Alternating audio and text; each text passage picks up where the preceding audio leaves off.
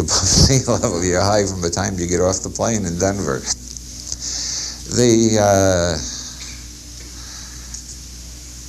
The mystery about the guaranteed drug-free urine kept puzzling me until I reread the ad very carefully, and I saw it just says guaranteed drug-free urine. It doesn't say guaranteed drug-free human urine.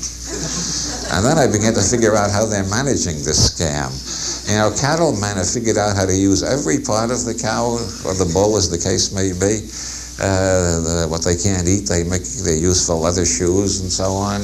The horns they chop up and sell as rhinoceros horn to people who believe rhinoceros horn is aphrodisiac and don't know what it tastes like anyway. And now they found a way to use the cow piss. And what this means is somebody who wears a tie. I was on with Tim Leary at Carlos and Charlie's Sunday, and Tim said nobody ever wears a tie except when they're trying to collect a paycheck. I thought that was one of the most profound observations I've ever heard from Tim. One of these people who wears ties is going to get called in one of these days, and they're going to tell him, your urine test was okay, no drugs. He says, well, of course not, I'm not the type. I say, but we found one small problem. You have hoof and mouth disease, and you're going to have to be put down before you infect the rest of the herd. I like George Bush.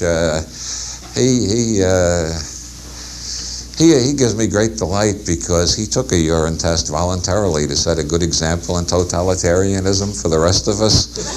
And then he refused a lie detector test in the Iran-Contra affair. So I figured George doesn't want us to know whether he's telling the truth or lying, but he wants us to know he's not stoned while he's doing it. Now, where I grew up, I don't know about California. I didn't grow up in California. I grew up in the East Coast, as you can probably tell by my accent. I still haven't lost it, even after 6 years in Ireland.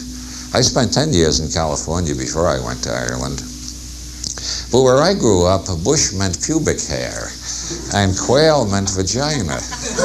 And I can't hear these names without blushing because I haven't blushed in 30 years. Really, I was a Playboy editor. I mean, what the hell? I'm supposed to be a sophisticate. But when I hear these things, it puts me back in my early adolescence in Brooklyn. And you know what adolescent boys talk about all the time? You know, she let me rub her bush. Oh, wow. You think that's something? My girl let me get my finger into her quail. You know, this was the main topic of conversation when you were 13, 14, 15 in Brooklyn. You know, and now every time I turn on the television, it's bush and quail, and I think, is this some really devious subliminal campaign? Are they trying to get all the horny people to vote Republican? It passes human comprehension, but. Quail has a funny name for a guy who dodged the draft. Quail is a relative of the chicken, you know. But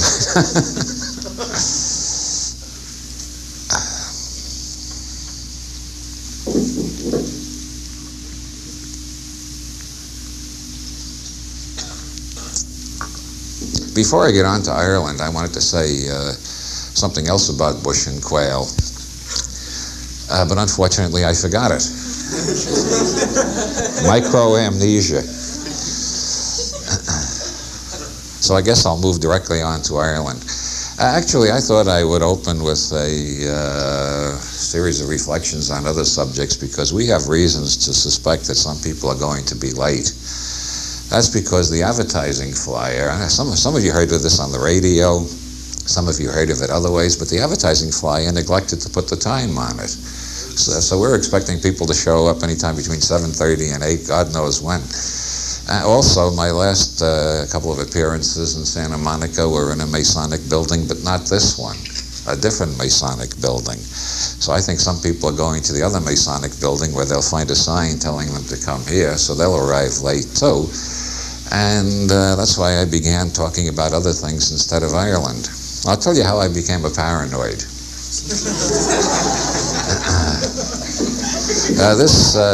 This goes back to my days at Playboy.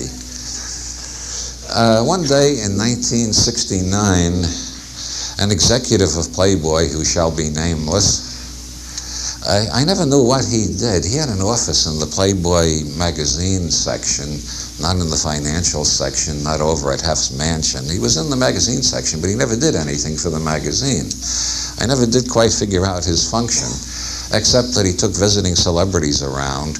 A lot of visiting celebrities. In those days, Hef still lived in Chicago, had a mansion in Chicago before he built the one here in LA. And the celebrities were invited to stay at the Playboy mansion, and this executive would take them around and show them nightlife in Chicago and get them laid, so they'd go away with a good, warm impression of the Playboy empire. Nice job. Anyway, he came into my office one day in 1969. He closed the door, which was very rare at Playboy. He closed the door, he pulled a chair over close to my desk, and he said, "The Red Squad has you under surveillance." I said, "Oh?" He said, "An informant told them that you belong to a group of liberals on the north side who are running guns for the Black Panthers." I said, "What? Say what?" Run that by me again.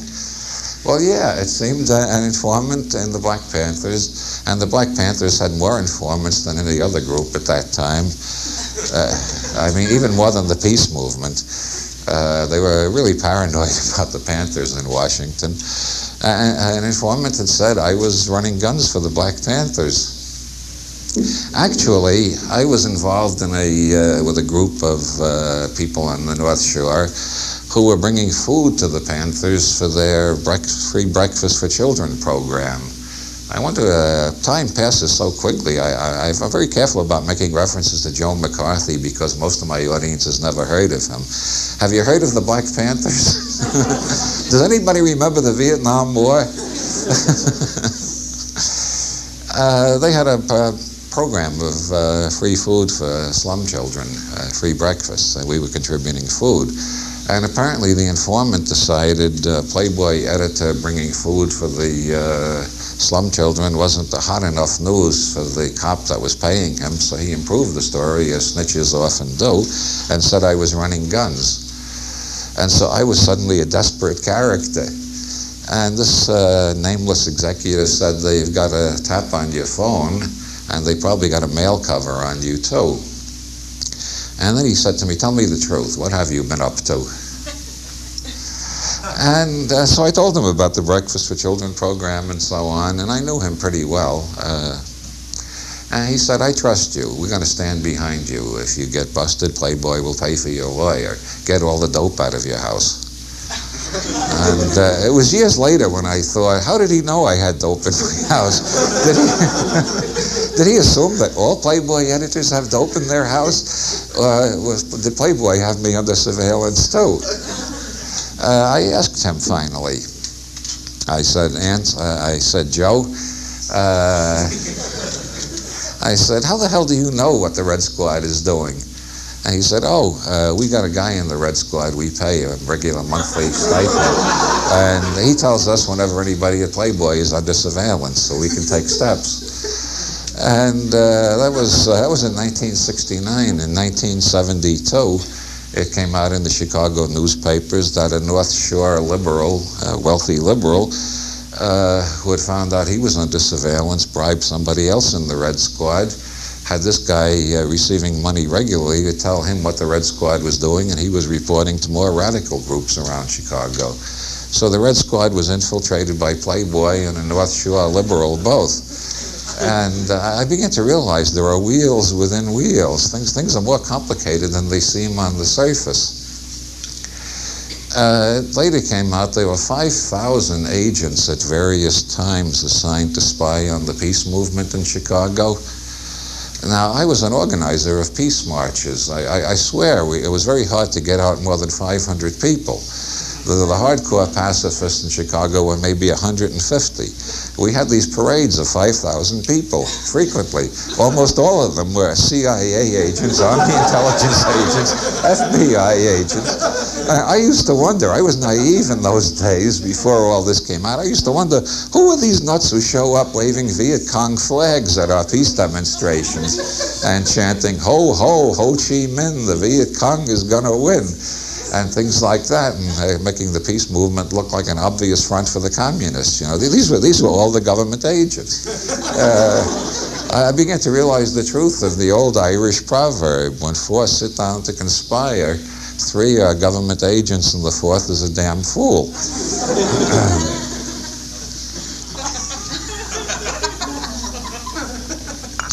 So I got all the dope out of my house. And then one night my kids said, could this fella sleep here? His parents threw him out, and he's a very nice guy, and they gave me a great story about what a nice guy he was, and I chatted with him and said, okay, one night on the couch. Frequently when I said that, the people ended up staying 3 or 4 weeks, and I had to throw them out bodily. But I was an easy touch in those days. But I said, one night on the couch, you can stay here. And when he left in the morning, I found out he had cocaine in his back pocket. This was while I was under surveillance by the Chicago police. I had a guy sleeping on my couch with a pocket full of cocaine. So at that point, I began to decide this world is a lot more interesting than it appears on the surface. For all I know, the cop sent that guy there. He hadn't been thrown out by his parents at all.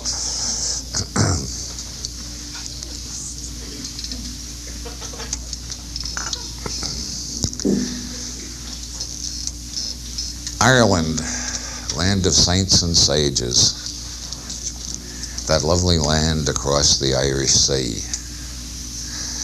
I arrived in Ireland on June 14th, 1982, and the first thing I heard on RTE, that's Irish radio, Radio Telefíse Éireann, that's the Irish radio television monopoly which is owned by the government. First thing I heard was a series of interviews with Kerry farmers. RTE is doing an oral history of modern Ireland. They're interviewing everybody over 70 that they can find alive. And Ireland has a lot of longevity, by the way. They got a lot of people up to 100 years old. And they're trying to do an oral history of Ireland, getting everybody's memoirs. After they're through with that group, they're going to start working on the people between 50 and 70, I guess, and so on. And accumulating this enormous oral history. And they were interviewing a Kerry farmer about the puka. How many people here have ever heard of the puka? Hey, what a hip audience. Since a few hands didn't go up, the puka is a 6-foot-tall white rabbit, a denizen of Kerry. The puka is most renowned for hiding behind trees in the vicinity of pubs. When I carry Irish pubs officially close at 10:30. That means they actually close around midnight. At 10:30, the publican starts to announce, "Hurry up, please, it's time. Hurry up, please, it's time." Just like in T.S. Eliot's poem, The Wasteland, they say the same thing in Ireland as in England. Hurry up, please, it's time. And the Irish are not people noted for hurrying. An old Irish proverb is, when God made time, he made plenty of it. So it is very difficult to get the Irish to hurry about anything, especially about leaving the pub at night. And so it generally takes between 10:30 and midnight to empty the pub. There's one pub on Howth. Howth is a hill north of Dublin where I lived for 2 years. There's one pub there has a sign that says, when time is called, that means 10:30 when time is called, when it's time to close. When time is called, stay clear of the door so as not to be trampled in the stampede. That's an Irish bull. I'll talk more about Irish bulls. And anyway, the puka hides behind trees, and when people come out of the pub at midnight and try to find their way home across the dark fields of Kerry, the puka jumps out, grabs somebody, and says, "I've got your arse, mate," and then drags them off into an alternative universe. They go through all of ancient Celtic mythology, Finn McCool, Cuchulainn, Nile of the Nine Hostages, Star Wars, Luke Skywalker, the black hole, the creation of the universe, Tibetan space-time warps, Buddhist trips, the land of Oz, the Tin Woodsman, all the fairy people. It's really a wild trip. Sometimes it goes on for thousands of years. And when the puka gets tired playing with them and lets them go and puts them back on the road and they stagger home, it's only a few minutes after they left the pub. The puka is a time master. He plays tricks with time. There's a movie about the puka. It's called Harvey. Anybody seen it? It stars James Stewart. This is about a puka that wandered as far as Cleveland, Ohio. And when the hero comes out of a bar, the puka is lounging by the lamppost and says to him, "Hello, good evening, Mr. Dowd." A psychiatrist later asks him, "Weren't you surprised?" And he says, "No, everybody in this town knows my name." But the puka in the play is a typical County Kerry puka. The only other puka I can find any record of in American history at all, is the one that attacked Jimmy Carter in 1979. Some of you remember that. Yeah, in 1979, Jimmy Carter reported he was attacked by a killer rabbit. He was taking a vacation at home in Plains, Georgia, and was fishing. And this killer rabbit attacked him in his canoe, and he had to fight it off with a paddle. Now, this was right after the revelations came out about Hamilton Jordan sniffing cocaine at Club 54 in New York. And there were all sorts of jokes about how many drugs are they using at the White House, and did somebody put acid in the coffee, and so on. And Jimmy Carter got quite offended. He announced that a Secret Service man was close enough to take pictures of it. And the press secretary said there was no exaggeration. We have the photos. The president was swinging for his life. And then they refused to release the photographs. I don't know why there aren't more paranoids concerned with that. I mean, consider the Umbrella Man in Dealey Plaza. You've heard of the Umbrella Man? That's the guy in Dealey Plaza, November 22nd, 1963, who opened his umbrella just before the shots rang out. It was a sunny day. There wasn't a rain cloud in sight. And there are some people devoted their whole lives to trying to identify the Umbrella Man from the photographs. I don't know why more attention hasn't been paid to the rabbit that attacked Jimmy Carter. Maybe the CIA was breeding a race of super rabbits they were going to unleash on Cuba. They tried everything else. They tried poisoning Fidel's cigars. They tried poisoning his diving suit. They hired the CIA to do a hit on him. Nothing worked. Maybe they were breeding these killer rabbits and one got loose and attacked the president and they had to abort the whole project. I don't. But probably, what I think it was a puka. To paraphrase one of my favorite movies, The Attack of the Killer Tomatoes, or tomatoes. In Ireland they say tomatoes, here we say tomatoes. There's a great line in that movie: no ordinary tomato could do this, but a tomato of superhuman intelligence. And considering the Jimmy Carter story, no ordinary rabbit could do that, but a rabbit of superhuman intelligence? Maybe it was a puka. Well, anyway, getting back to June 14th, 1982, this Kerry farmer was being interviewed, and the interviewer, with what I later came to recognize as an upper-class Dublin accent, which is quite similar to an Oxford accent. The upper class in Dublin all go to Trinity College and learn how to speak like they went to Oxford. The interviewer said, "Do you believe in the puka yourself?" And this Kerry farmer promptly replied, "That I do not, and I doubt much that he believes in me either."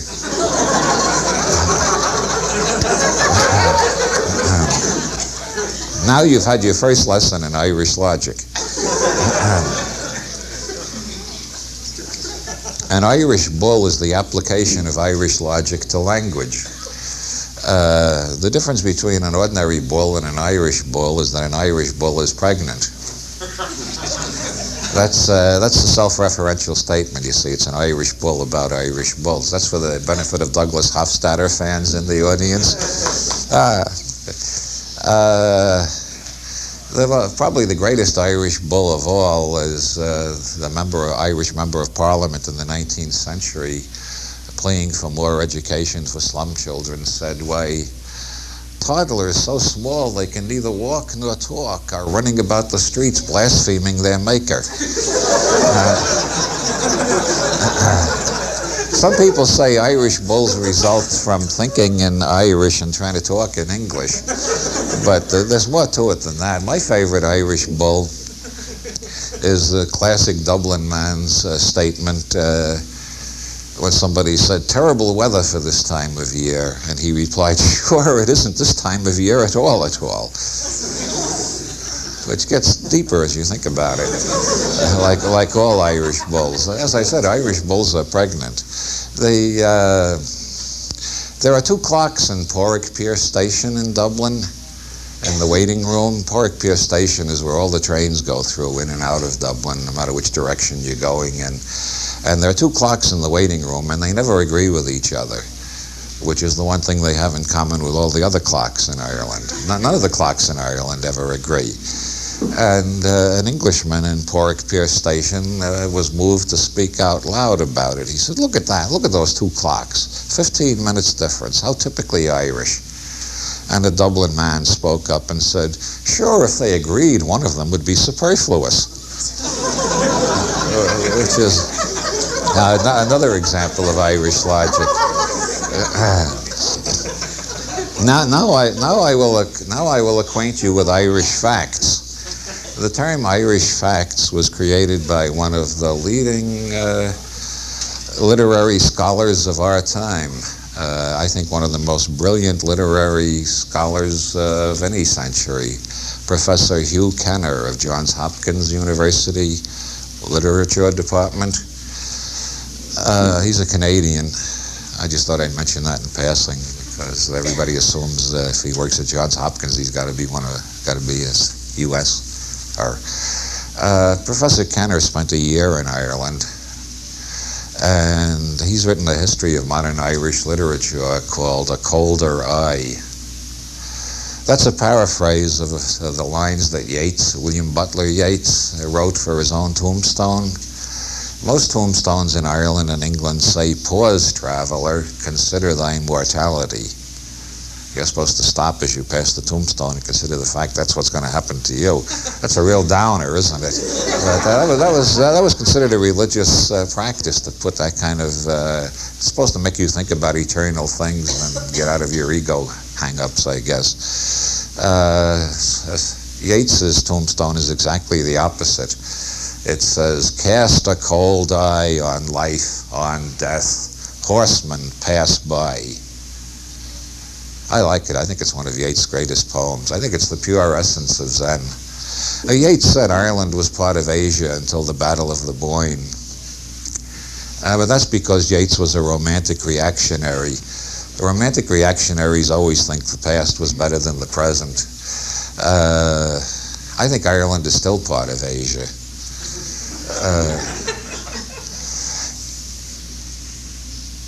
The Battle of the Boyne was where the armies of King James II met the armies of William of Orange. That was a Scotchman and a Dutchman fighting each other over who would be the King of England, and they had their fight on Irish soil. Sort of an example of the idiocy of politics in general, I suppose.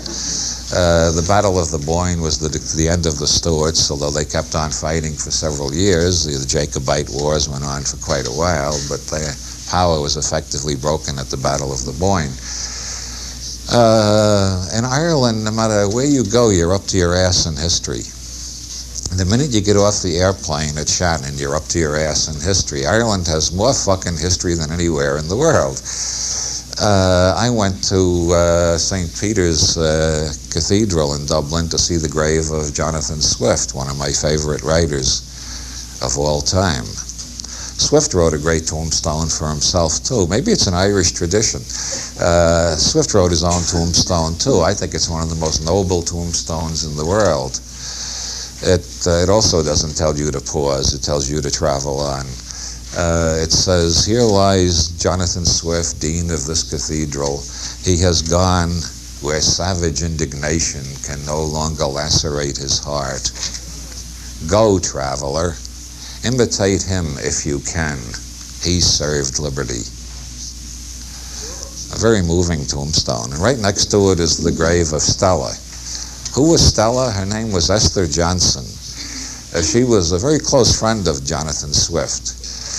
He was the dean of the cathedral, and she was so close to him that scholars have been puzzling for the last 300 years as to the exact nature of their relationship. Some claim that their relationship was entirely platonic. Some claim it was sexual. There are even legends that she had a child by Swift, although this has never been documented. You may think Swift was a very private man, but he was actually what the Irish call a cute man. Now, in America, you can say a baby is cute. Everybody says that. Oh, what a cute little thing. And if there are no feminists in the room, you can even say a good-looking woman is cute. But you can't say a man is cute.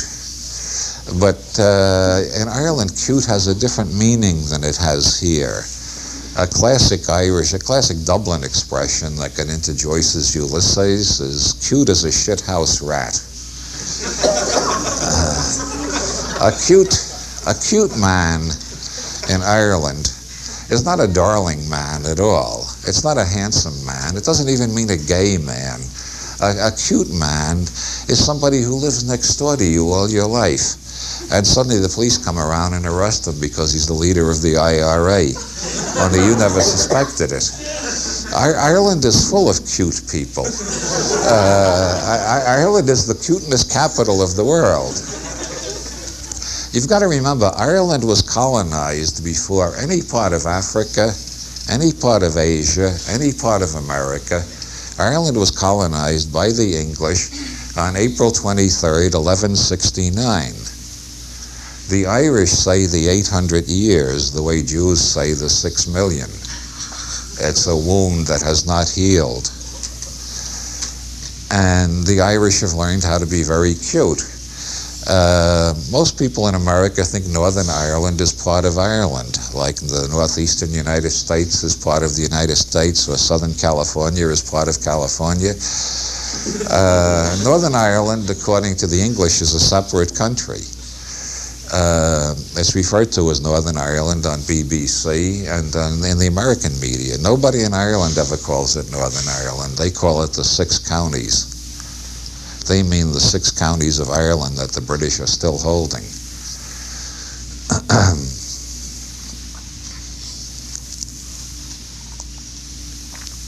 When you've been occupied for 800 years, you learn to be cute. How many people here have read Joyce's Ulysses? Just out of curiosity. Hey, that's not bad. It's usually much lower than that whenever I ask that question. Those of you who've read Ulysses, can you recall the conversation between Corny Kelleher, the undertaker, and the policeman? It's the most cryptic conversation in the whole book. You don't know what the hell they're talking about. If you read the book over and over, as I do, Ulysses is not a book to be read. It is a book to be read and reread and reread. It gets deeper and deeper and funnier with every rereading. When you find out how many things are going on in that one day in Dublin. Ulysses is just one day in Dublin, June 16th, 1904. A day, as Edna O'Brien wrote recently, when nothing and everything is happening. The most ordinary day possible, as another critic said, Foster Damon. An ordinary day in which everything is extraordinary, or it's extraordinarily ordinary. If you read the book over and over, you'll find a few hints in conversations of other people that Corny Kelleher may be a police informer. You go back and read the conversation between Corny and the policeman and it suddenly makes sense. You go back and read it again and you realize that's just a hypothesis. You're not sure. Ulysses is full of things like that, which is why I consider it the first relativistic novel. Ulysses was the literary equivalent of Polanski's movie Chinatown. Or should it be called Robert Towne's movie Chinatown, since Robert Towne's script was the strongest thing about it. As Jake says in Chinatown, Jake the hero, played by Jack Nicholson, the thing about Chinatown is you can't be sure of anything down there. You think you know what's going on, but you don't. Well, that is the best introduction to Ireland. If you're ever going to go to Ireland, as soon as you get off the plane, repeat that to yourself. Just put in Ireland in place of Chinatown. The thing about Ireland is you don't know what's going on there. You think you know what's going on, but you don't. I never met anybody in Ireland who supports the IRA. And yet the munitions for the IRA in the north are all land on the beaches of Kerry and brought through the Republic of Ireland to Northern Ireland. The route has been raided several times, and there's a pretty standard route from Kerry up to Cavan. Oh, I might as well, and yet nobody supports the IRA. They're very cute. There are pro-IRA graffiti all over the place, all over Dublin, Limerick, Cork, anywhere you go in Ireland, but you won't find anybody who admits they're supporting the IRA. They have learned to be very cute. Oscar Wilde was the most Irish Irishman who ever lived, perhaps. He went to England and wrote plays making fun of the English and got rich out of it. He was so good at it that Bernard Shaw copied him. He went to England, wrote plays making fun of the English, and got rich out of it too. Now that's a really cute man by Irish standards. Biographers of Wilde, who aren't Irish, all stumble over the thing, why did Wilde sue for libel? I assume you know the Wilde case. The Marquess of Queensberry sent Wilde a group of stinkweeds the night of the opening of one of his plays with a note to Mr. Oscar Wilde posing as somnamist. The words posing as were inserted on the advice of Queensberry's attorney. Somnamist was Queensberry's own peculiar idea of how to spell that word. Wilde sued for libel, and of course he lost and then was brought to trial by the Crown and was sentenced to 5 years at hard labor. Why did Wilde sue for libel when he knew that Queensberry was one of the richest men in England and could hire enough private detectives to get enough evidence to prove his case against Wilde? Nobody has ever explained that. I think you've got to understand Irish psychology. Wilde was so used to being a cute man that he thought he could get away with anything. When you've been cute long enough, you think you can deceive everybody about everything. And I think that's why Oscar Wilde sued. It's entirely typical of Wilde and of the Irish sensibility that his best-known play has a title which implies that it's about the importance of sincerity or honesty. And it's actually about clandestine homosexuality and impersonators impersonating other impersonators. William Butler Yeats developed the theory of drama as mask out of that play, The Importance of Being Earnest. That influenced all of William Butler Yeats's plays and his whole theory of drama and mask and psychology and mask and human behavior as masks, which reminds me to plug the game tomorrow in which you can all get a chance to wear different masks and become different selves and learn what Wilde and Yeats were trying to teach you in their dramas and poetry. And if my agent gives me another hint, I'll remember to plug the game again before this is over. Critics have written all sorts of metaphysics about Yeats's theory of masks.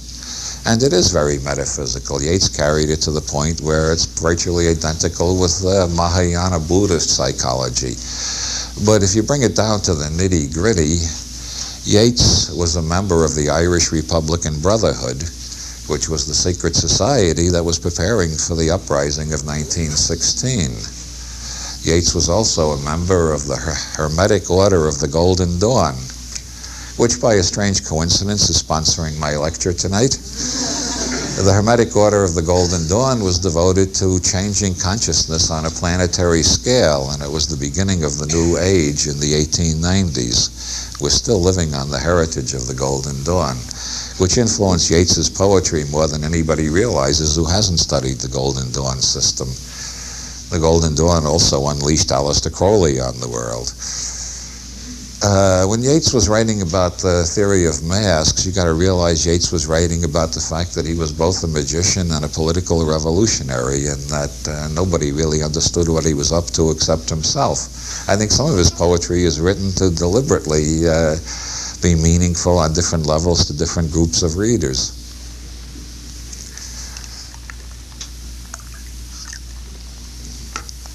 County Kerry, where the puka roams the night, got the most colorful reputation in Ireland.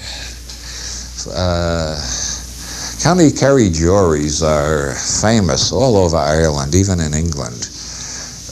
One County Kerry jury voted in the case of a landlord found shot 48 times the most aggravated case of suicide in our experience. Another County Kerry jury verdict was, we find the defendant not guilty if he agrees not to do it in this town again. Another County Kerry jury verdict is not guilty if he emigrates to America. There's a judge's verdict in County Kerry that's also legendary, on discharging the prisoner. You have been found not guilty and may leave the court with no stain on your name except for being acquitted by a County Kerry jury.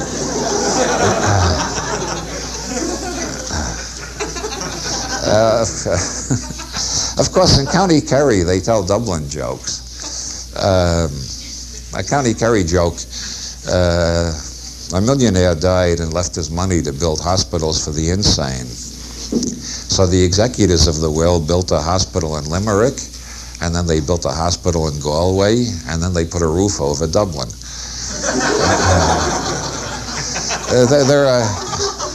There are 32 counties in Ireland, and each one of them is convinced all the loonies are in the other counties.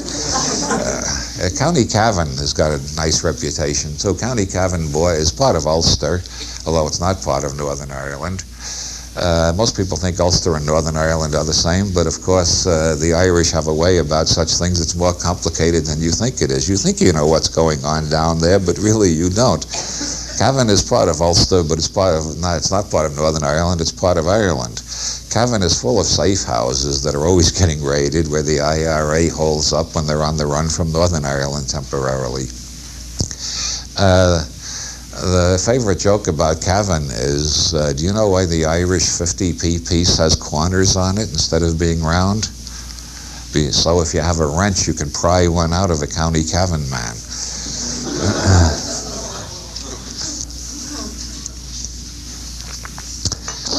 Ireland has the highest alcoholism rate of any country in Europe. This is a profound mystery to me after 6 years there. If you've lived in Ireland even 6 months, it's obvious that by American standards everybody is an alcoholic. How do they decide who the alcoholics are? By American standards, everybody in Ireland drinks so much that we think they should be put in psychiatric care immediately. My wife finally came up with an answer to that. She was diagnosed as having very mild diabetes. She doesn't even have to take insulin. But the doctor said to her, moderate your drinking. And she said, well, I hardly drink at all. And he didn't hear that, and he said, you should stick to 1 drink a day. Well, at most 2. Can you imagine an American doctor saying that to somebody with even mild diabetes? So Ireland decided, in Ireland, an alcoholic is somebody who drinks more than his doctor. I think that's the only way you can define it. They say the probability of encountering the puka increases after you've had your 14th pint of Guinness.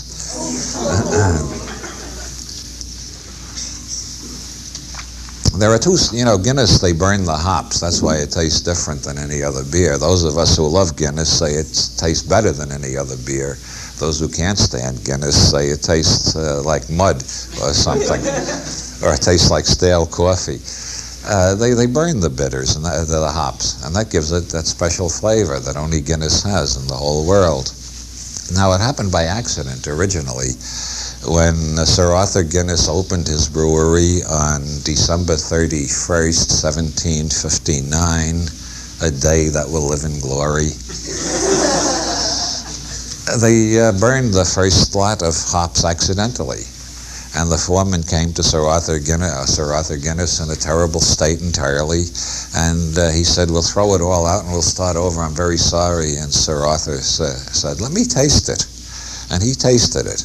And then, like everything else in Ireland, there are 2 versions of what happened next. According to one version, he said, hey, this tastes good. Let's see if there's customers who'll buy it. And so Guinness was launched on his career of becoming the most successful brewery in the history of the world. The other version is he tasted it and said, oh, the Irish are dumb enough to drink it. That's another Irish fact. An Irish fact is like a rubber inch. It's as long as you want it to be, and it means whatever you want it to mean. Since so many of Ireland has contributed so many great writers to the world, everybody who studies modern literature or reads a book on modern literature has got their head chock full of Irish facts. Because American professors go over to Ireland to do research. They don't understand Irish facts. They think Irish facts are similar to English facts or American facts. And they come home and they write all this stuff down, and then it gets published, and then other professors quote it in their book, footnoting it, and it gets repeated endlessly, and it goes on and on. And this can be cured by staying in Ireland long enough to find out what an Irish fact is. Professor Kenner stayed a year, and he figured out what an Irish fact is. He did a simple experiment. He went around University College Dublin, which Joyce attended, and he asked everybody he met, I'm looking for the room where Joyce had the famous conversation with the dean that's fictionalized in A Portrait of the Artist. And whoever he asked would say, sure, it's this room right here. And I had a great aunt who knew the dean, and then would tell a story about Joyce. And an Irish fact is sort of something that fills a lull in the conversation, or creates a laugh, or keeps people from blowing their brains out. It's well, here's one of the most famous Irish facts. Anybody who ever took modern literature has probably heard this one. If you ever read any modern literary criticism, you've probably encountered it. When Yeats, William Butler Yeats, was 40 years old, he was staying at the Shelbourne Hotel in Dublin, and Joyce went up to his room and said, I hear you're 40 years old today. And Yeats said, that's true. And Joyce said, too bad, you're too old to be influenced by me. That story has been how many people have ever heard that story before? Well, we don't have a lot of modern literature buffs. Okay. That story has been published in every history of modern English literature, English, American, Irish literature. It's all over the place. If you track it down, the source of that story is Oliver St. John Gogarty, who was the most notorious liar in Dublin, which is renowned for world-class liars. Oliver St. John Gogarty was the model for Buck Mulligan in Ulysses, which gives you a hint, those of you who've read Ulysses. When Yeats was 40, he was not at the Hotel Shelbourne in Dublin, he was in London. When Yeats was 40, Joyce was not in Dublin or in London. Joyce was in Trieste in northern Italy. So you see, that was an Irish fact. Some American professor asked Gogarty about the relations between Joyce and Yeats, and Gogarty, being a poet and a novelist as well as a surgeon, spun that yarn. And now it'll go on forever. The corrections will never catch up with the mythology. That's another law of Irish psychology. The corrections never catch up with the mythology. Kenner met somebody who said he knew the original of Leopold Bloom in Ulysses. We know that there was an original for Bloom. Well, there were several models for Bloom, but the original model, the one that Joyce started from, was named Alfred Hunter and lived in Dublin, and like Bloom was an Irish Jew. And later Joyce complicated Bloom by putting some of his own traits in and some of various people he met on the continent after his deliberate exile from Ireland. But Alfred Hunter was the primordial model. And everybody interested in Joyce studies and modern Irish literature wants to know more about Alfred Hunter, and nobody's ever found out anything about him except that he lived in Dublin.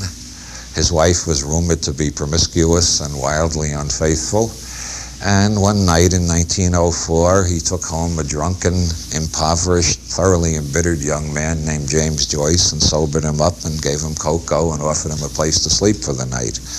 That's absolutely all we know about Alfred Hunter. So Kenner was absolutely thrilled to have met somebody who actually knew Alfred Hunter, and he took him out to a pub, and for hours and hours this man told stories about Alfred Hunter. Then they were crossing Stephen's Green in the middle of Dublin, and they came to a bush. The Irish storytellers love to, whatever story they're telling, they love to tie it in with something you're passing at the moment so that they can point at it. As they passed the bush, he said, this is where Hunter finally confronted Blazes Boylan. He had a real name for Blazes Boylan, too. Kenneth says, he actually confronted him? He says, yes. He came right around that bush right there. He came right around the bush and he said to him, you and your fucking concert tours. That is 10 times funnier if you've read Ulysses, and it's 100 times funnier if you've read the commentaries on Ulysses.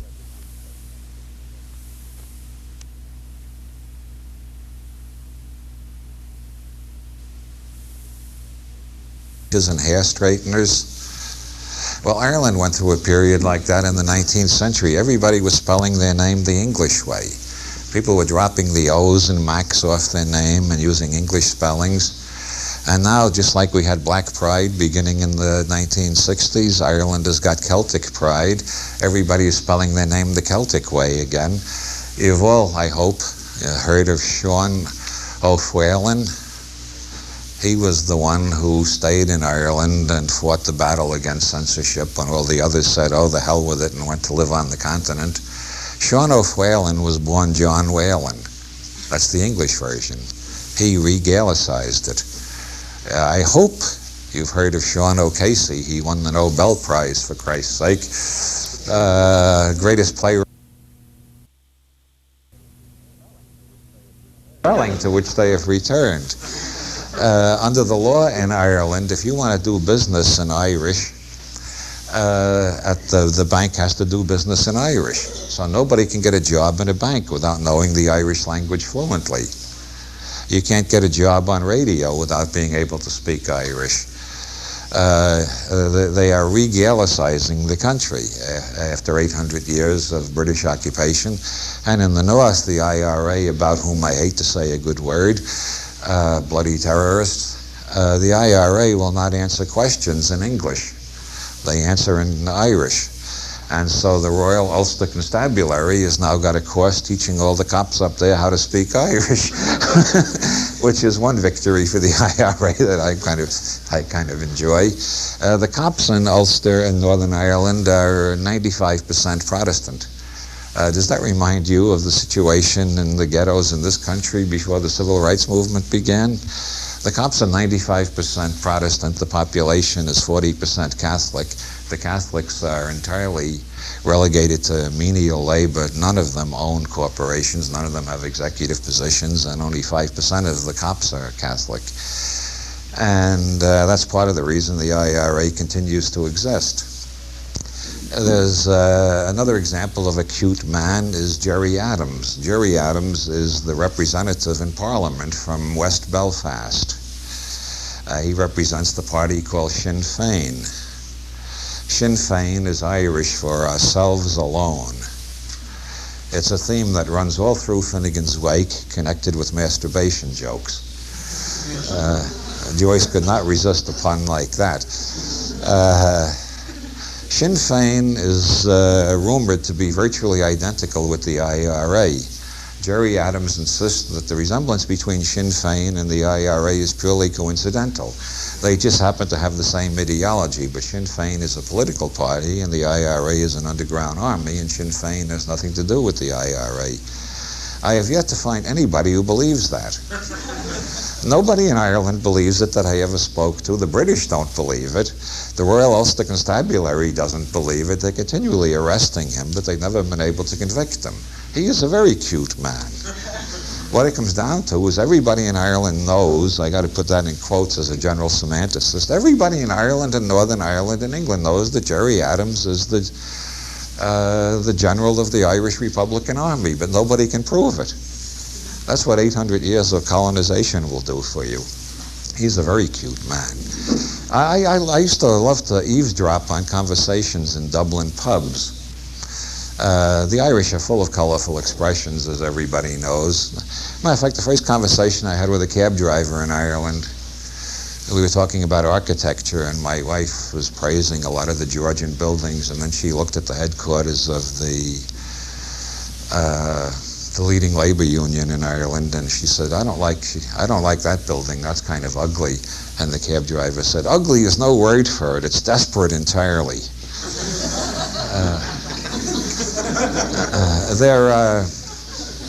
There are several tongues which are all confusingly called English. There's Australian English, there's English, there's Canadian English, there's American English, and there's Irish English. I happen to think Irish English is the most beautiful and expressive of all of these tongues. And it's very interesting. Irish English has the largest vocabulary. A study done by a group of linguists shows that the average person in Ireland, not the intelligentsia, the average person in Ireland has a larger vocabulary than the average person in England, Canada, the United States, Australia, or anywhere else in the English-speaking world. I don't know why this is. Nobody is quite sure why it is, considering that the English tried to reduce the Irish to the state of illiterate peasants for 200 years during the period of the penal laws. Starting in 1604, it was against the law to educate an Irish child. This was amended in 1704. I don't know why they took 100 years to figure out how cute the Irish can be.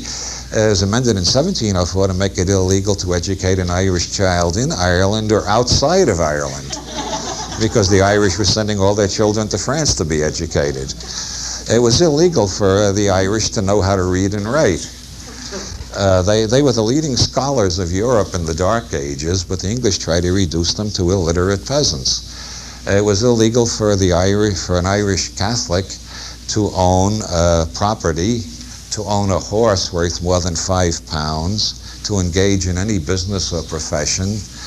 And if an Irish Catholic did manage to own something, if he died, the property would not pass to the eldest son, as is the tradition, the male chauvinist tradition throughout Europe. It would pass to whichever one of the children denounced Catholicism and joined the Anglican Church.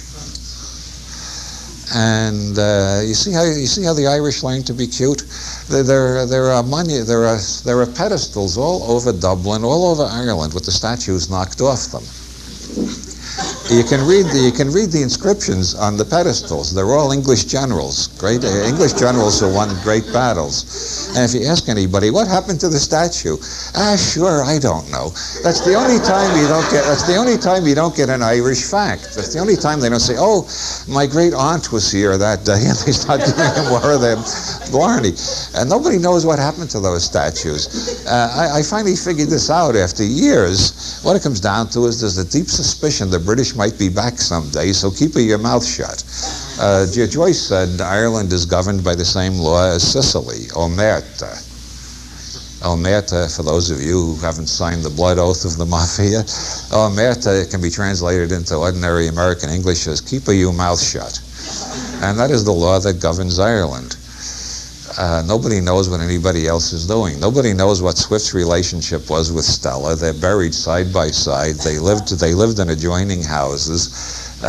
Some people say she bore a child of his, but nobody knows for sure. After 200 years of scholarship and digging through diaries and other surviving papers and so on,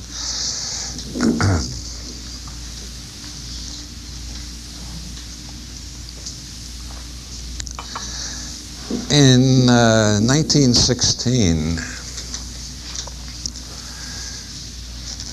came the Easter Rebellion, and it had one thing in common with all the previous rebellions, back to the rebellion of Silken Thomas in 1524. I got to digress again. You may have observed by now my technique in these transformational entertainments. I don't give lectures because lectures are so damn boring, so I do transformational entertainments. And it works sort of like stand-up comedy, except that I never know what I'm going to say next.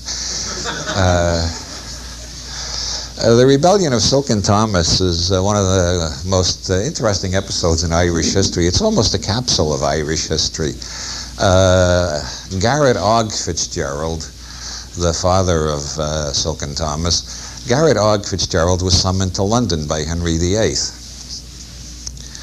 Irish nobility were frequently summoned to London, and frequently they were thrown in the Tower of London and left there for 20 years, and sometimes they had their heads chopped off. This was on suspicion that they were fomenting a rebellion. The suspicion was generally well-founded. They always were fomenting a rebellion in Ireland. You can't find any time in Irish history when they weren't fomenting a rebellion. But anyway, sometimes they were held in London, questioned, and released. That's what happened to Garrett Ogg Fitzgerald. He was held in London, questioned about his associates and recent behavior and so on, and they decided they didn't have anything serious against him. They let him go back to Ireland. But they didn't have the radio or the telegraph or anything like that in those days. By the time Garrett Ogg Fitzgerald got back to Ireland, his son had heard a rumor that the king beheaded him and had an army in the field and was leading another of the perennial Irish rebellions.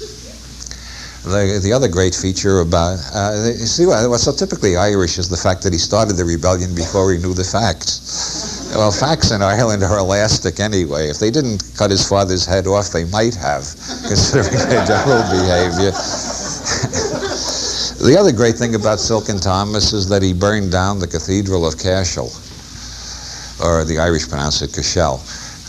He burned down the Cathedral of Cashel, which was an Anglican cathedral, and he did later express regret about that.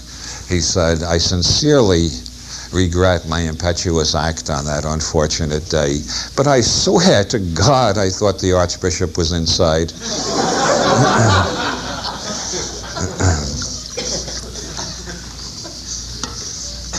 Yeats wrote, "Romantic Ireland's dead and gone, it's with O'Leary in his grave." He wrote that in 1912 when John O'Leary died. John O'Leary was the last of the Fenians. The Fenians were a revolutionary group of the middle of the 19th century. Their leader was named James Stephens, and he accomplished the most sensational jailbreak in British history. And oddly enough, one of the people who assisted James Stephens in that jailbreak was in Paris when Joyce arrived there in 1903 and became a close friend of James Joyce. Everything in Ireland is connected to history. When I went to see Swift's grave at St. Patrick's Cathedral, and Stella's grave too, let's say a kind word for Stella, whoever she was. She was a very, very intelligent correspondent and had a very interesting mind, and she was as cryptic as Swift about their relationship. On my way there, I had to go down Fumbley Lane, which is one of those little tiny lanes in Dublin. You see, Dublin is 2,000 years old. It was a fishing village. Then it was a Viking stronghold when the Vikings were holding Ireland. And it gradually grew into a modern metropolis, sort of. But nobody had conceived the grid system of streets in those days. Streets in Dublin go at all sorts of angles and directions, and most of them are shorter than half a street in an American city. What it is, as Miles Nagopoline said, the streets seem to meet by accident. And if you've had enough Guinness, sometimes the streets don't meet at all. Anyway, going down Fumbley Lane to St. Peter's to see Swift's grave, I saw a little old building with a plaque on the door. And being always intrigued by plaques on doors, I went over and looked at it and said, "In this theater in 1742, Handel's Messiah was performed for the first time." In Sandy Cove, where I lived when I first arrived in Ireland, at one end of the street was the James Joyce Tower, which was where Joyce lived for 4 days in October 1904. It belonged to, it was rented from the Secretary of State by the aforementioned Oliver St. John Gogarty. Oliver St. John Gogarty wanted to start an academy of Greek studies there. This does not mean what it means in the underground press ads. He was a classicist, and he wanted to teach Greek poetry. He wanted to get a group of students. He was also a neo-pagan. He wanted to revive paganism in Catholic Ireland. And he owned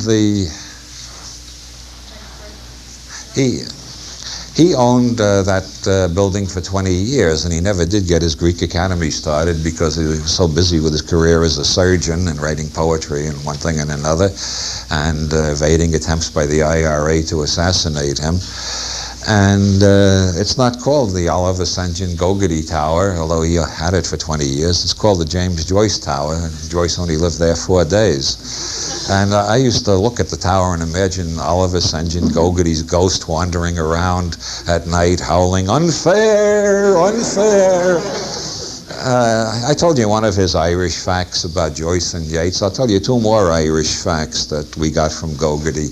For all I know, they may be true. That's the tricky thing about Irish facts. Sometimes they do correspond to facts in the ordinary sense. In 1922, the IRA took upon themselves to assassinate every member of the Senate who had voted for the treaty with England. They objected to the treaty because it allowed England to continue occupying the 6 counties which became Northern Ireland, and because it obliged members of the Irish Parliament, Dáil Éireann, to take an oath of allegiance to the King of England, or the Queen, as the case may be. The IRA found the oath of allegiance to the King just as detestable as the partition of Ireland. When De Valera was in the IRA in those days, when he formed the Fianna Fáil party, split with the IRA and joined the Dáil Éireann, he swore the oath of allegiance to the King of England. But they do be saying in Dublin that Dev was a cute man too. There is a legend that he didn't let his hand actually touch the Bible, so the oath was invalid. Really, there's a constant controversy about that. Did anybody see his hand touch the Bible? The Irish love hair splitting. All the educated ones have had a Jesuit education. Anyway, Oliver St. John Gogarty was one of the senators who voted for the treaty to end the war and accept partition. And the IRA came around one night and dragged him out of his tower and drove him out to the wilds of Chapelizod to shoot him. And when they got out of the car, Gogarty said, "Am I expected to tip the driver?" And then they walked into a little ways into the woods, and Gogarty said, "I have to take a piss. Will you let me go behind a bush?" Well, being good Irish Catholic Puritans, they let him go behind a bush. He jumped into the river, swam to the other side, and escaped. And lived to serve many years in the Senate and write a lot more poetry and end up in New York hanging around bars telling incredible stories about Ireland in those days. I think we're going to have a break and a question period, but first I'm going to read you a poem which expresses a lot of what I feel about Ireland. Robert Heinlein said somebody who reads his own poetry in public may have other nasty habits, but it was requested by the people who sponsored this that I read one poem of mine. There were long, long arguments. They kept beseeching me and insisting and pleading and so on. And I finally gave in. I wanted to read 10 of them.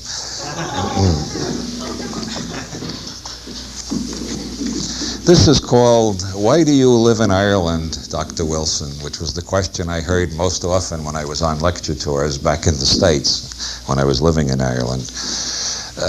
You already know about Sinn Féin. Are there any other references that might need clarification? Ballinspittle. It sounds like one of my jokes. It's a real name. There's a town in Kerry called Ballinspittle. And in 1986, tens of thousands of people saw the statue of the Blessed Virgin Mary there moving and making imploring gestures. This included agnostics and atheists, oddly enough. There are also strange lights seen on the clouds and UFO reports. Make of it what you will. Ireland is the land where 6 foot tall rabbits roam the night and the bulls are all pregnant. Okay, that's Ballinspittle. You know Sinn Féin. I hope the rest of the poem will explain itself. It begins with a quote from Yeats. "Romantic Ireland's dead and gone. It's with O'Leary in his grave." Romantic Ireland is not dead. It whispers legends in my head. Pierce is Ireland, born in pain, lives in Ballinspittle and Sinn Féin.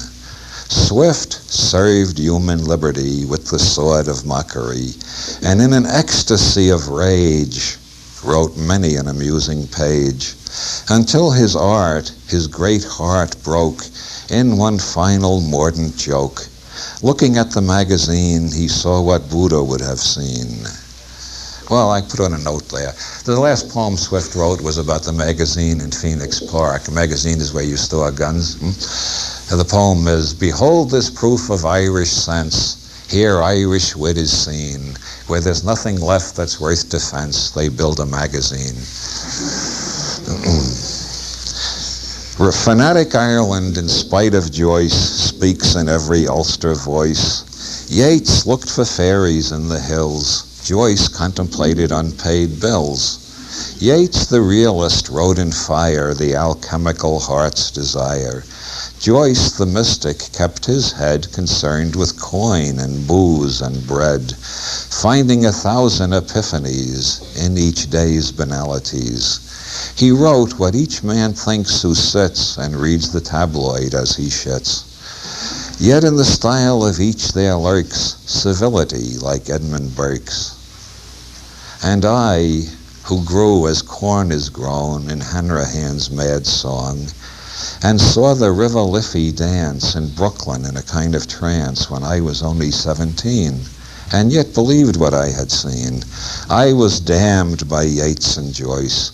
I swear I never had a choice. At the age of 50 then I came, as any moth to any flame, back to the land of Finn McCool. I know I was a proper fool. Now, twice a year, at standard rates, I go and lecture in the States. And the one remark I always hear is, you grow more Irish every year. Back in Dublin, every street once was walked by Granddad's feet. But this is the nails that pierce my hands. I am alien, exiled in both lands. Romantic Ireland's all around me to perplex me and confound me. Rational Ireland we may see in perhaps a century. Joyce was often seen quite pissed. O'Casey died a communist. O'Brien drowned his brain in stout.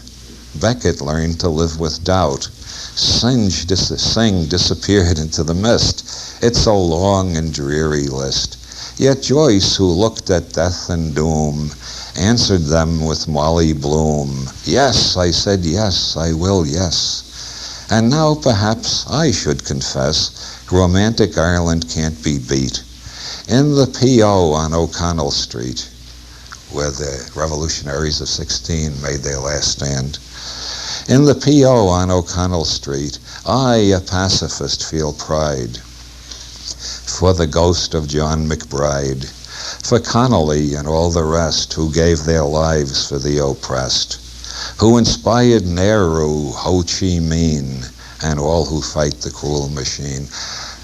Sean McBride, the son of John McBride, who was executed by the English for the uprising. Sean McBride was at the First International Congress Against Imperialism in Frankfurt in 1922 and met Nehru and Ho Chi Minh, who were carefully studying the Irish Revolution for the lessons for other colonial people. For Connolly and all the rest who gave their lives for the oppressed, who inspired Nehru, Ho Chi Minh, and all who fight the cruel machine in Africa today or Salvador. And I, with genes of Lachlan Moore, know my soul is crucified by fanatic Ireland's pride. As Wilde found, wit is no defense, nor skeptic Joyce's common sense. Defeat itself becomes a joy in the first 3 bars of Danny Boy. Okay, now we will have a break and then we'll have a question and answer period.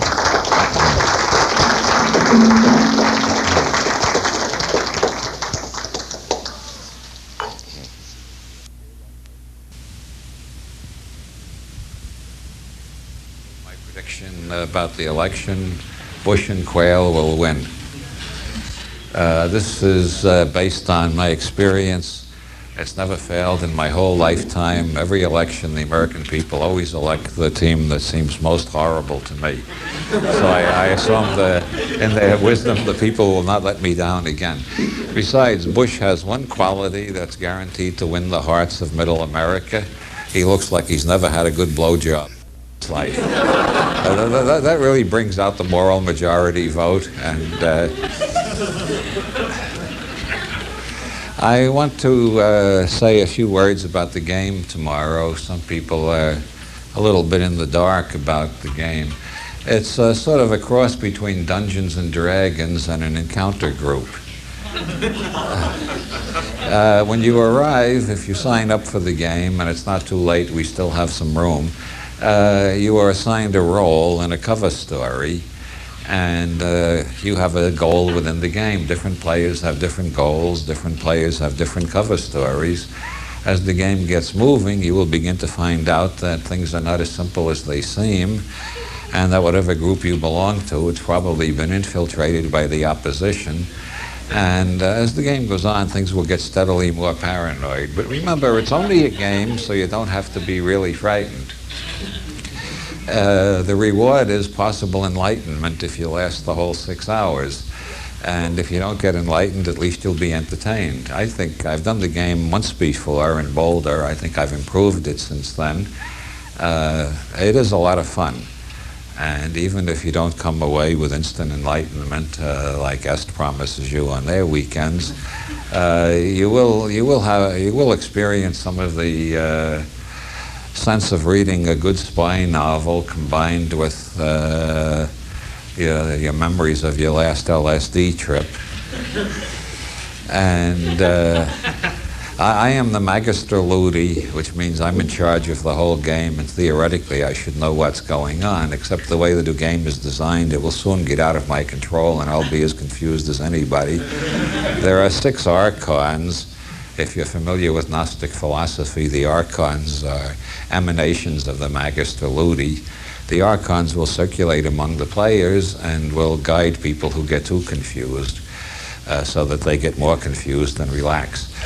And some people may be killed in the course of the game, but don't let that worry you. It's only a symbolic death, like the death of Hiram in the Masonic raising ceremony. As a matter of fact, the game does have something in common with a Masonic raising ceremony.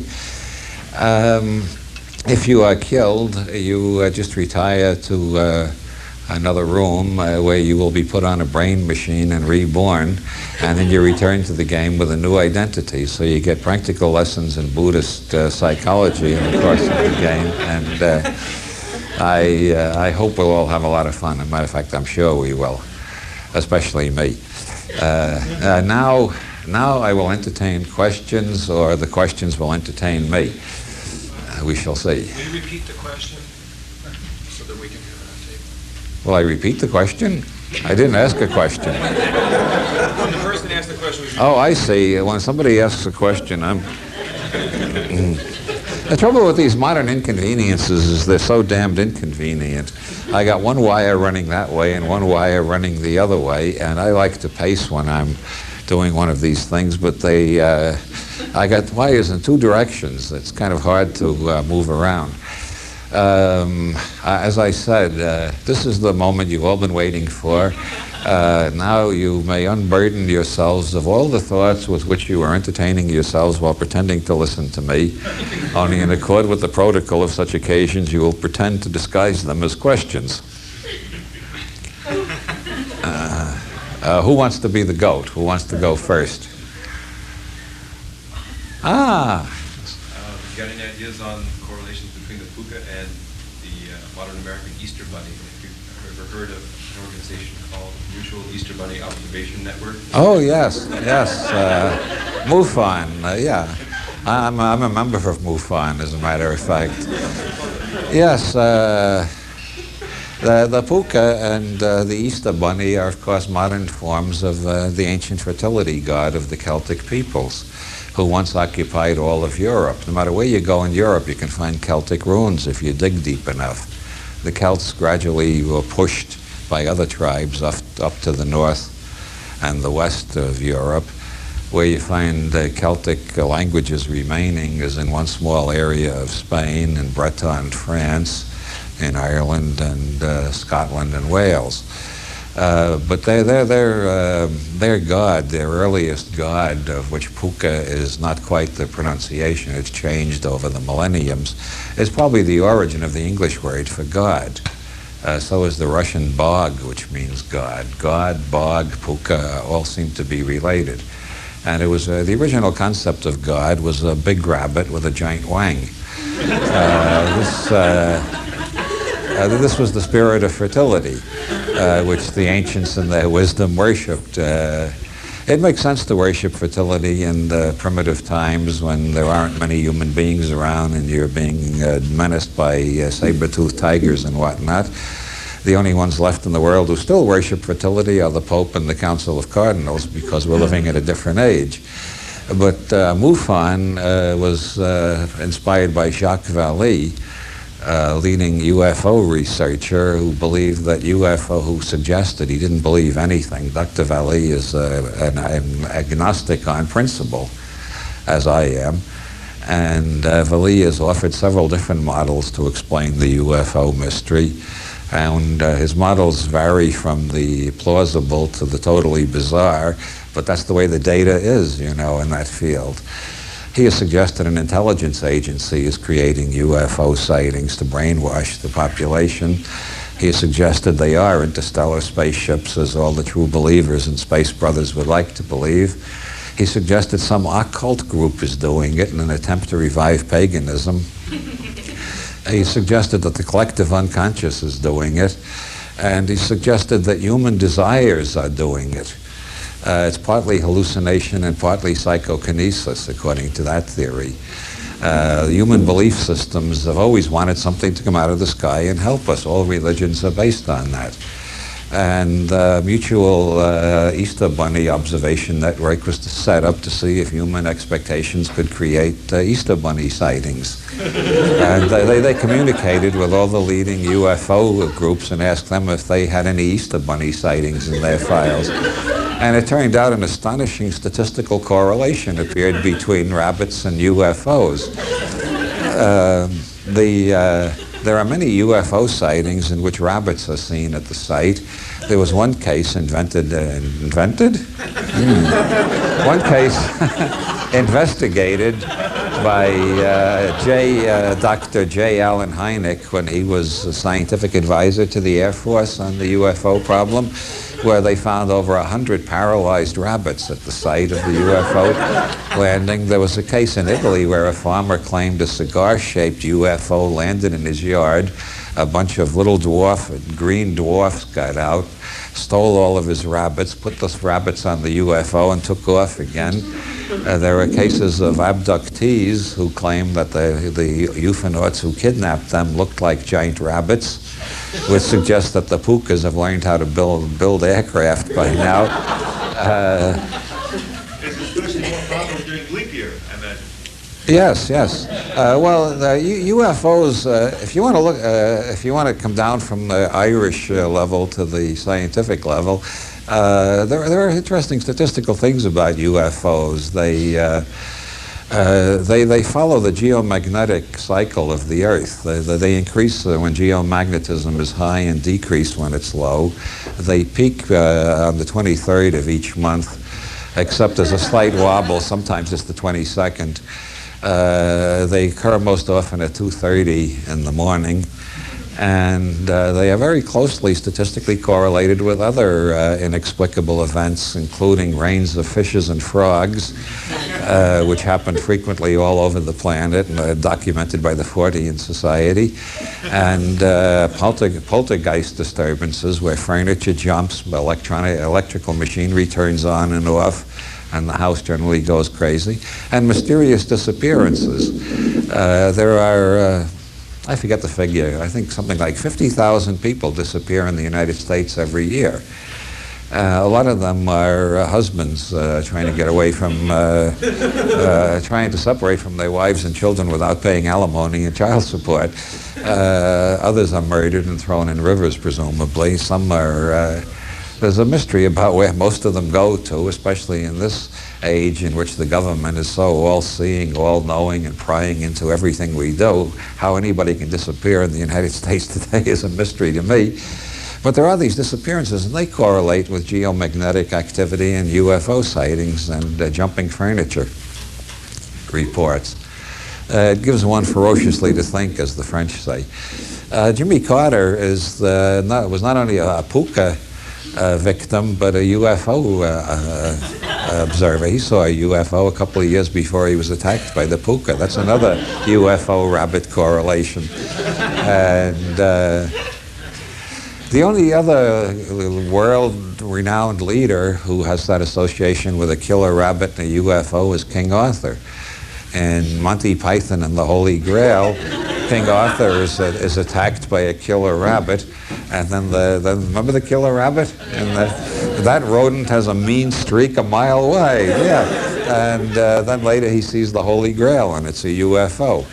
And so there's some mysterious connection between fertility, rabbits, UFOs, and the Holy Grail. Of course, the Holy Grail was the womb of Mary Magdalene, as every reader of Holy Blood, Holy Grail knows by now. Does that sufficiently answer your question? Next question, yes? Do you think that Catholicism has anything to do with cuteness, Irish bulls, and facts? Have anything to do with, does Catholicism have anything to do with the cuteness? With the cuteness, the Irish bulls, Oh. the facts? Oh, yes. Catholicism is the world's most surrealist religion. I'm a connoisseur of religions. I'm the creator. I've helped create several religions, including the John Dillinger Died for You Society, and the Discordian Society, and the Church of the Subgenius, and the Reformed Non-Aristotelian Druids of North America. When I'm not writing novels, I'm inventing religions. But Catholicism is unique among world religions in many respects. You have to be a surrealist to really dig Catholicism. And I think that's why the Irish are such a surrealist people. Salvador Dali, who was of Irish descent, very few people realize that. When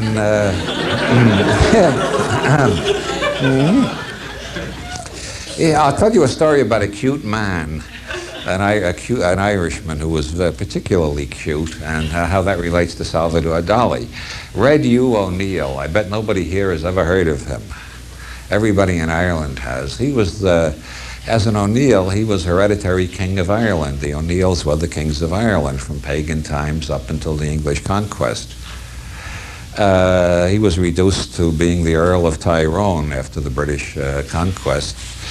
Red Hugh O'Neill fomented another rebellion against the English, and when he was defeated, he negotiated so successfully that instead of chopping his head off, they gave him back his lands, let him keep the title of Earl of Tyrone, and his job was to persuade the other Irish nobility not to get together an army and stage another rebellion. And the English reports indicated that's what he was doing. He was going around Northern Ireland persuading the other earls that they had to accept the English occupation. There was no sense fighting it and so on. That's the reports that went back to London. What he was actually doing was conspiring the biggest uprising that had occurred in Irish history until that time. And that was defeated also. You might say Red Hugh was not very great at war, or you might say the English had superior firepower. But he was a damn good negotiator. He negotiated again into the same position where they allowed him to remain as Earl of Tyrone and a British representative and to put down rebellions and keep things cool. And then they got evidence that he was plotting a third rebellion, only he had his own agents. And Red Hugh O'Neill took off one day in 1604, and the other earls of Northern Ireland all took off the same night, and they sailed for Spain. Which is why Spain is full of people with Irish names. They've been there for 300 years, and among them were the Daleys. And the Daleys eventually, after living in Spain for a couple hundred years, started spelling it D-A-L-I instead of D-A-L-Y, and pronouncing it Spanish fashion Dali. And Salvador Dali comes from that strain of the Irish wild geese, as they were called, all the Irish who fled Ireland when they realized England could not be defeated. Dali was raised a Catholic, and that accounts for a great deal of his paintings, that and his Irish genes. He did a surrealist map of Europe once, in which all that existed was Ireland and Spain. All the rest was wasteland. My favorite Dali painting, if I may digress, and when don't I, is debris of an automobile giving birth to a blind horse biting a telephone, which is the only surrealist painting in which the title and the painting agree, which is some kind of unique achievement in the history of surrealism. What was the question again? Oh yeah, this is a surrealist religion. And it's going to have obvious appeal to everybody with repressed cannibalistic drives. But Rome is full of surrealists. I don't think you can get into the Council of Cardinals unless you've graduated from the College of Pataphysics first.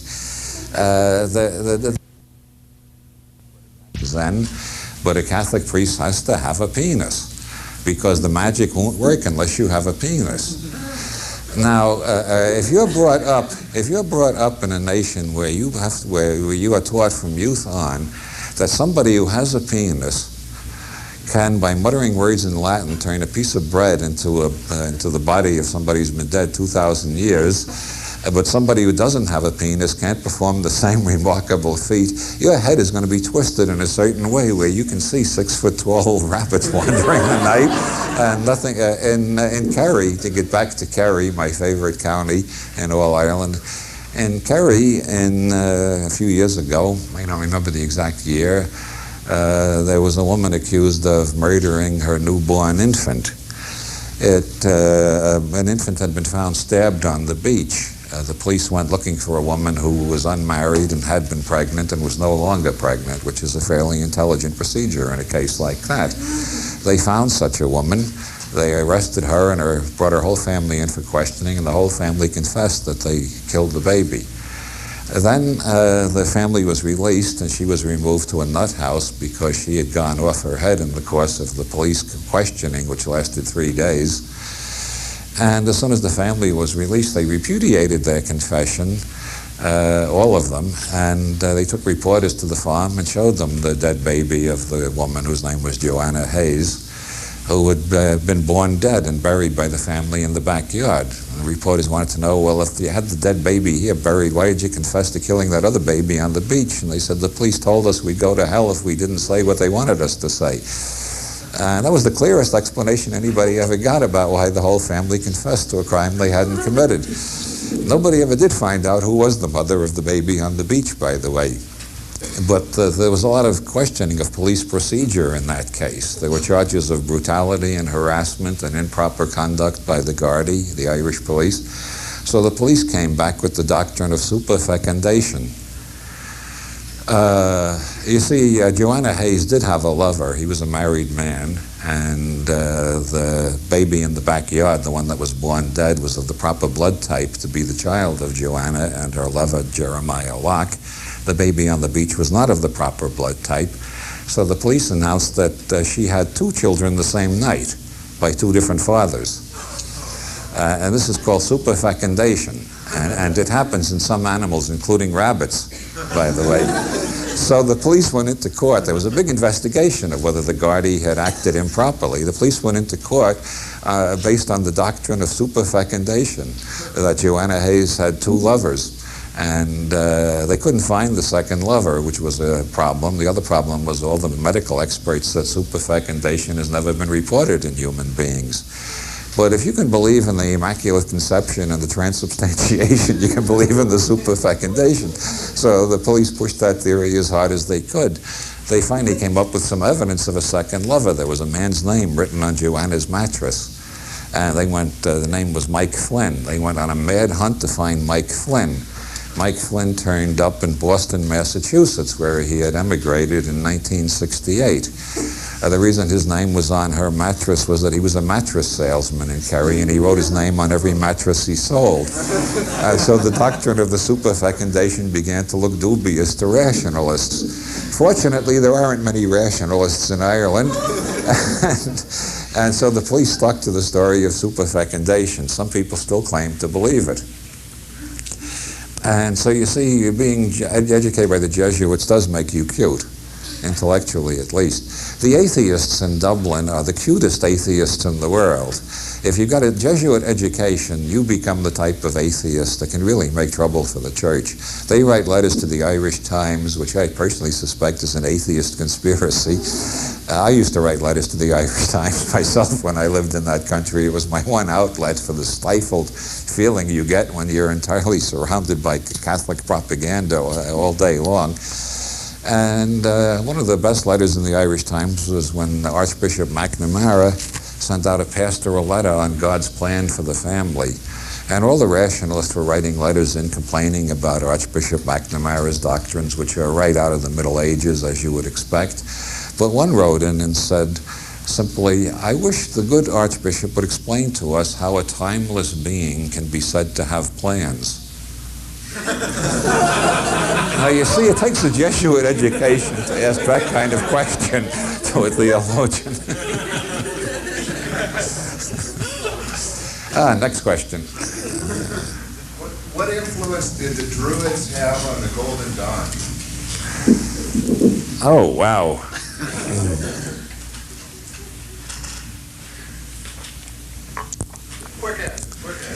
There were various Druidic societies in England and Ireland before the Golden Dawn. Some members of the Golden Dawn had been involved in those Druidic societies. There was some degree of influence.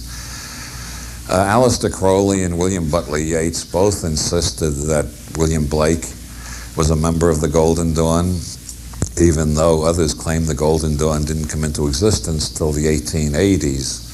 I think Blake was a member of one of the Druidic societies that eventually amalgamated into the Golden Dawn. Blake, by the way, his real name was O'Neill. I just thought I'd throw that in. It was easier to get work in England if you didn't have an Irish name, you see. But his real name was William O'Neill. Next question. I thought we were running out of questions already. Is Druidism alive and well in Ireland? Oh, yes. It's not as lively as it is here in the States, where there are dozens of Druid organizations. Isaac Bonwitz is the Archdruid of the Reformed Druids of North America, which has hundreds of members. I am the Archdruid of the Reformed non-Aristotelian Druids of North America. We split from them because of a matter of semantic integrity. The Reformed Druids of North America, in their rites, they say nature is good 3 times in the course of each ritual. And as a non-Aristotelian, I insisted on saying nature seems good to me. And so I formed the Reformed non-Aristotelian Druids of North America with only one disciple, and our membership has tripled in only 15 years. Besides, I like the initials RNADNA. The Archdruid of all Ireland is a person I've met on several occasions. He's a retired lawyer, and he tells the most fascinating stories about Druidism and every event in Irish history, and he always had a relative who was there. He was one of the most inexhaustible sources of Irish facts I ever met. I still haven't decided whether he's really the Archdruid of all Ireland or just another Irish word artist. They don't have liars in Ireland, they have artists with words. But I had a lot of fascinating conversations with him about Finnegan's Wake, among other things, as well as Irish history and Irish mythology. He was a very erudite man. Even though he was a lawyer, I liked him. I'm of the school, I agree with Shakespeare. You know, what Shakespeare had in Henry VI, Part 2. First thing we do, let's kill all the lawyers. That's my idea of how to begin any utopia. That's the place to start. You know the difference between a dead lawyer on the highway and a dead rattlesnake on the highway? There are skid marks in front of the rattlesnake. The National Science Institute is now using lawyers instead of rats in their experiments. Really? No, this is on the level. There are 3 reasons. There are more lawyers in Washington than rats. And laboratory assistants don't get emotional bonds to lawyers, and there are some things you can't get a rat to do.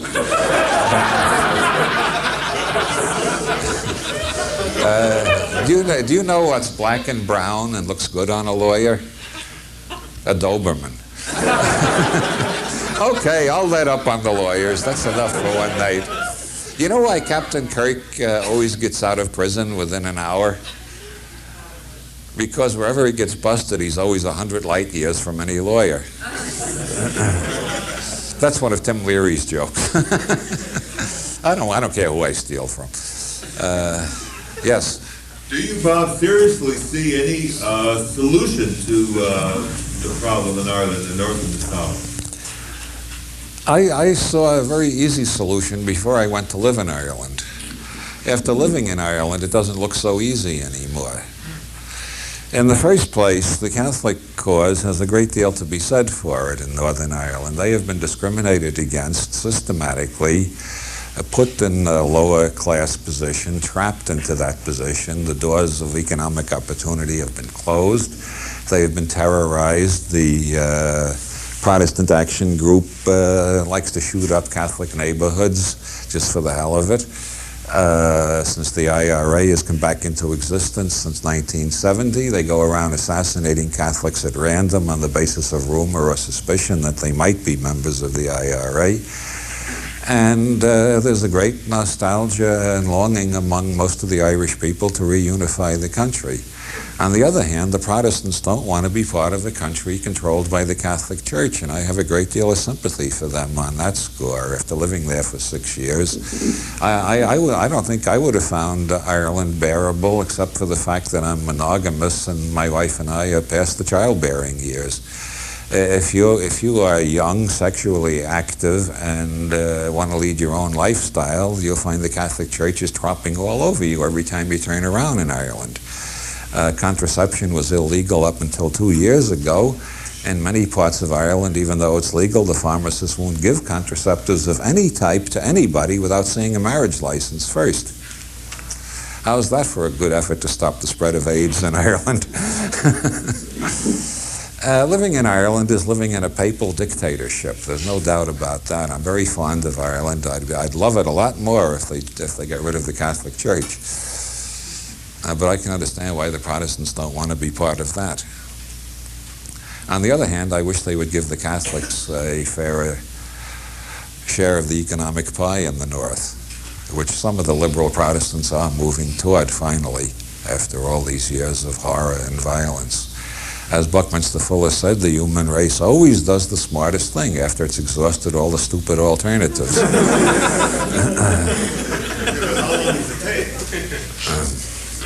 You have to think in geological epics to be an optimist. I became an optimist on LSD. I started thinking in geological epics, and I decided that's the right way to think. If you think in the short term, you're always going to be a pessimist. You think in geological epics, the universe does show a definitely progressive tendency. Yes? Do you have anything you want to say about George Bernard Shaw? You mentioned him as well.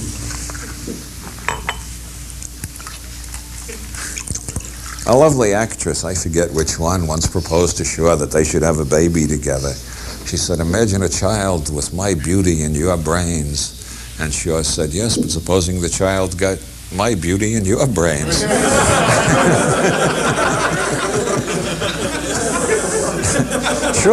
Shaw also said the Irish are so much more intelligent than the English that only after 40 years of practice at acting stupid and the gradual onset of senility was he able to pass as normal in England. What else about Shaw? I like Shaw's plays a lot. Major Barbara is my favorite, and then St. Joan. I think Shaw was better at creating female characters than most male writers, although not as good as Joyce. I like Shaw's philosophy that we should strive for greater and greater longevity all the time. That to me is a sensible goal for anybody. I'm continually astonished when I talk about that, how many people seem to be eager to die next Tuesday after lunch. Well, you can always get a Saturday night special, and but don't argue with me about it. If you want to die young, okay. I want to go on living as long as possible. I'm very impressed with Shaw for being one of the early prophets of the longevity revolution. The only ones earlier than Shaw I can think of, Condorcet and Benjamin Franklin. Next question. Yes? I'm curious about Kerry Wendell Thornley, involved with Discordia and Church of the Subgenius, since I saw his name pop up there once. Kerry Wendell Thornley.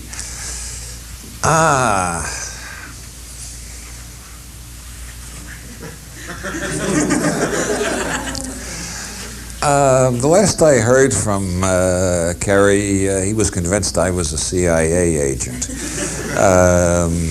That makes communication difficult.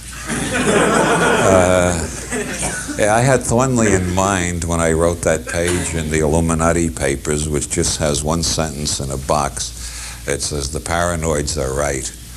They don't have any friends." It's very hard to keep up a friendship with a paranoid. I've tried, and I've tried again, and eventually you give up. Eventually you just take the position, okay, God damn it, I am a CIA agent. Now fuck off and stop bothering me. It gets boring arguing about your own innocence all the time. Although I kind of like having a sinister reputation. I think that does help a writer in the long run. Mae Brussel is also charged that I'm a... No, she didn't call me a CIA agent. She said I was an agent of the Rockefeller conspiracy. That was in Conspiracy Digest, and I wrote a letter which they were good enough to print in the next issue, in which I confessed in full. I said... Nelson was still alive then. I said, Nelson comes over every week and pays me off. My cellar is stacked from floor to ceiling with bars of Rockefeller gold. Woof, woof, woof. And I'm sure Mae is still showing that letter to people as proof I confessed. And she's explaining that woof, woof, woof as some kind of extraterrestrial signal, which only the other mutants will understand. It has something to do with the fact we come from the dog star Sirius, you know. Nelson Rockefeller was connected with one of the many weird synchronicities in my literary life. When Illuminatus was first published, I was dissatisfied with Dell's publicity campaign, which was fairly nil. Shea said Dell's policy seemed to be put the baby out in the cold and see if it survives. And so I did everything I could to promote Illuminatus on my own, and not having much of a budget to work with at that time, I had a rubber stamp made, and I put it on every damn envelope, on every letter I used. And the stamp said, "Why is Nelson Rockefeller never seen in public without his trousers on? Read Illuminatus." I thought that would intrigue a lot of people. It's so idiotic, it makes fun of the conspiracy buffs, and yet at the same time it gives people pause. You know, why is it? And I had no malice in mind whatsoever. And then the son of a bitch went and died with his trousers off, and it was in all the newspapers. And what the hell? How did I do that? Literature is a spooky business. Lyndon LaRouche claims I am an Illuminati agent, and that I really enjoy. Until his thugs come around and shoot me some night, I'll go on chuckling over it. He claims I'm an Illuminati agent. I was the one the Illuminati assigned to found the L5 Society, which is a Gnostic conspiracy, according to LaRouche. LaRouche, in case you don't know, is the man who believes the international drug business is run by Queen Elizabeth, who personally sent Alan Watts and Aldous Huxley to corrupt California. But he's not as bad as Peter Beater. Some people think I invented Peter Beater, but I didn't. He's a real man, and he's got a PhD, God knows from where. And he has his own conspiracy newsletter, and he claims that all of our top executives of our government have been murdered and replaced by robots. The KGB is continually murdering American officials and replacing them with robots. And when they do it with the president, it's a more complicated thing because of all the security. So the attempted assassination of Reagan, as we think of it, was not an attempted assassination at all. They really killed him, and they replaced him with a robot. And the question is, of course, could anybody tell the difference anyway? You know? But Peter Beater, Washington is full of robots, according to I love it. It's a marvel. It's a great theme for a science fiction story. As a matter of fact, it's been done, hasn't it? But I feel, if this is for the men in the audience only, if your name was Peter Beater, by the time you got out of high school, you'd be pretty weird too, you know?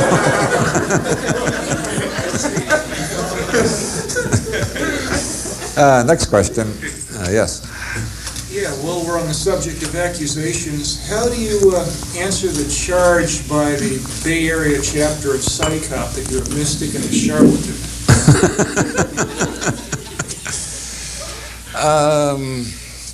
Yes. I am in the pay of Bhagwan Sri Rajneesh. Every week he comes around and gives me bars of gold, and I stack them in my cellar next to the gold from the Rockefellers. The Bay Area skeptics are an interesting group. They seem to have imprinted a 1950s scientific tunnel reality, and they believe everything that's happened in the world since they were undergraduates is part of some witchy occult conspiracy of psychologists who've gone crazy and other deviants who are trying to create false data to confuse the scientific world. And I think it's very similar to scientific creationism. In that I call it fundamentalist materialism because it's so much like fundamentalist Protestantism. And I like them a lot because they give me hours of entertainment. I read their journal regularly and I find it hilarious. Robert Schaefer did a thing proving the UFO that Jimmy Carter saw was Venus. And I think that's one of the greatest proofs I have ever seen since I read Jesuit on why it takes a willy to turn a piece of bread into the body of a dead man. First place, he moved the date of the sighting. He finds a whole bunch of witnesses. He finds grounds to discount every witness but the one who gives him the date he wants. And then he shows on that date Venus was visible from that part of Georgia. And it was in the direction that Carter was looking. So he says, it's obvious Carter saw Venus and thought it was a UFO. And that's such a great technique that Philip Glass has been using it lately with a Japanese UFO sighting where the crew of a plane saw a UFO. He moved the date around, proved Venus was visible on the date he moved it to, and said they saw Venus. The only problem with things like that is that Carter graduated from Annapolis. And at Annapolis, you've got to learn to navigate by the stars in case the instruments fail. And the idea that an Annapolis graduate wouldn't know Venus when he's looking at it is absolutely in-fucking-credible. Yeah, the man with the rabbit problem, yeah. Bucky Fuller recommended at sunset, he called it Earth Turn. He wanted us to abolish the word sunset. At Earth Turn, you should go out and watch the western sky and practice reminding yourself the sun is not going down. The earth I'm standing on is rotating. Bucky said we haven't internalized Copernicus yet. We're still living in a flat earth system most of the time. The technicians at Houston are often heard asking astronauts, how are things up there when the astronauts are below their feet, you know. And so I used to do this. I had a house in Berkeley at that time up in the hills. I used to go out, look at the sun, watch the sky turning colors and think the sun isn't going down. I'm on a ball that's turning slowly. And then I started making the exercise more complicated. I'd find the moon, which was often visible around that time. And then I'd find Venus. And I would think, now that great big moon is 1/6 the size of Venus. And it looks bigger than Venus because it is 12 times further away from us. Because Venus is 12 times further away from us than the moon. Well, I don't remember the exact statistics. I haven't done that exercise in years. You'll find them in one of my books written while I was doing that. And I finally got it into my head. I could stand there and I could look and I'd realize this big thing is smaller than that small thing. And I began to feel more of a sense of the current scientific model of the solar system. I think it's a worthwhile exercise. But if I ever see a UFO, and if I'm dumb enough to report it, I'm firmly convinced that Robert Schaefer will write a proof I was looking at Venus and didn't recognize it.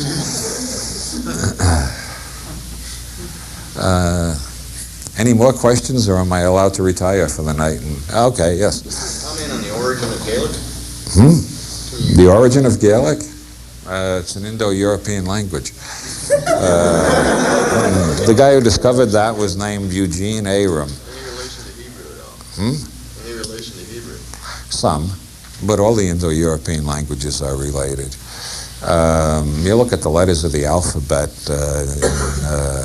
Irish, Gaelic, and Hebrew, and you'll see similarities right away. Why are they related? Well, all the Indo-European languages come from a gang of Stone Age people who worshipped the bear god. That was before the rabbit god, and who had a great fear of thunder, and who had a family structure pretty similar to what still survives outside California.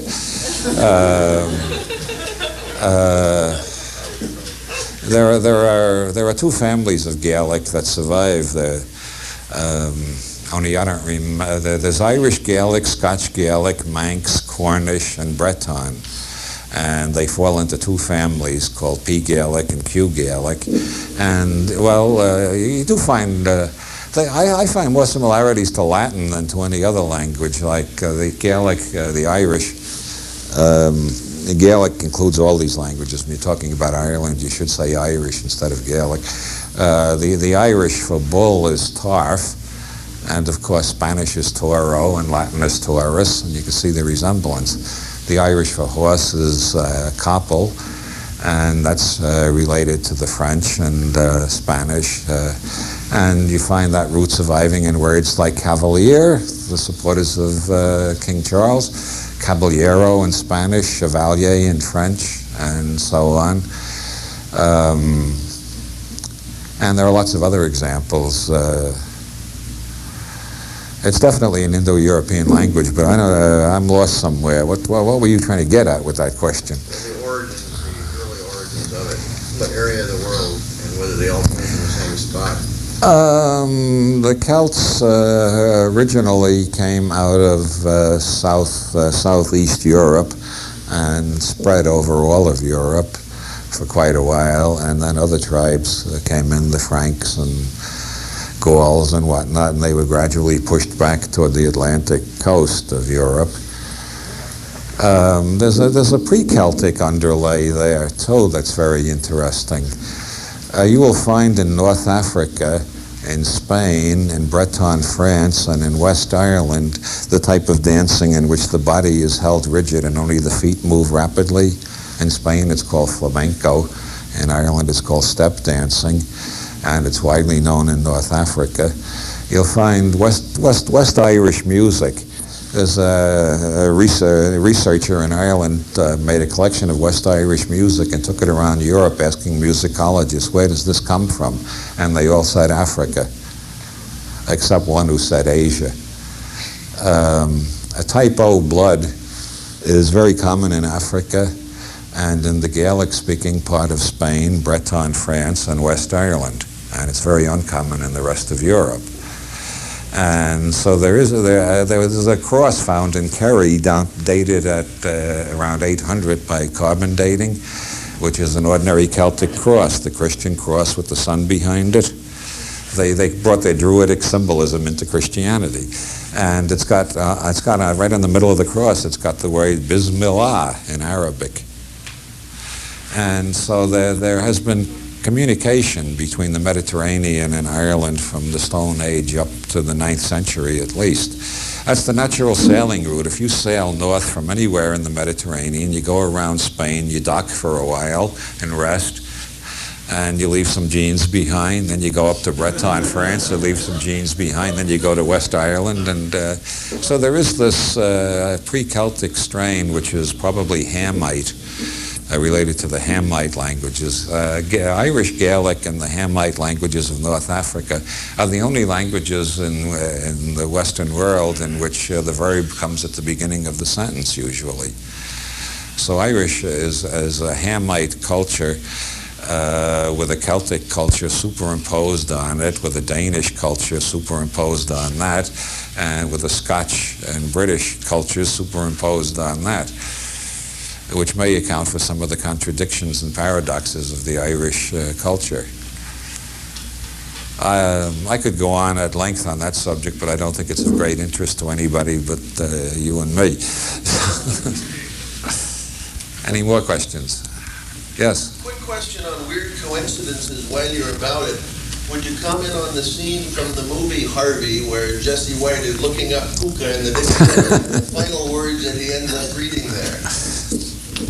Yeah, that came at a very opportune time in my life. involved in Kabbalistic magic at that time when I saw that movie. I did the invocation of the Holy Guardian Angel according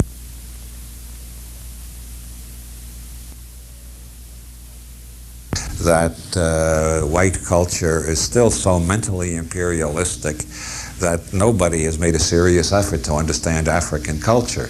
And this book, instead of being written in expository prose, it's written as a trialogue. Peter speaks for his opinion. A liberal English housewife speaks to defend the white race and say we can understand other races. And an extraterrestrial named Algol argues with both of them.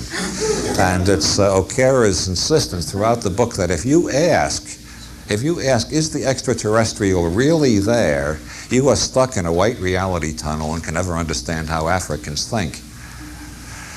And I understood exactly what he was getting at, which may be because my ancestors come from Western Ireland, where we've got this funny streak of type O blood and weird behavior. Anyway, I was thinking about Don Juan and his animal allies, and then on the television came Harvey. And I didn't know anything about pukas at that time, but it was pretty obvious to me the puka in the movie was an ally, in the same sense that Don Juan has animal allies. So Elwood Dowd has a 6-foot white rabbit from County Kerry, but that's a typical ally of a magician. Witches have familiars. Kabbalists have the Holy Guardian Angel. People who've been to Esalen have the right hemisphere of their brain to explain such things. And I thought, well, okay, I've tried all these models. I'll just assume it's a 6-foot-tall white rabbit from County Kerry that's been playing games with me. Let's see how that model works out. And then I got more absorbed in the movie, and I kept thinking more and more how Elwood's experiences were similar to mine.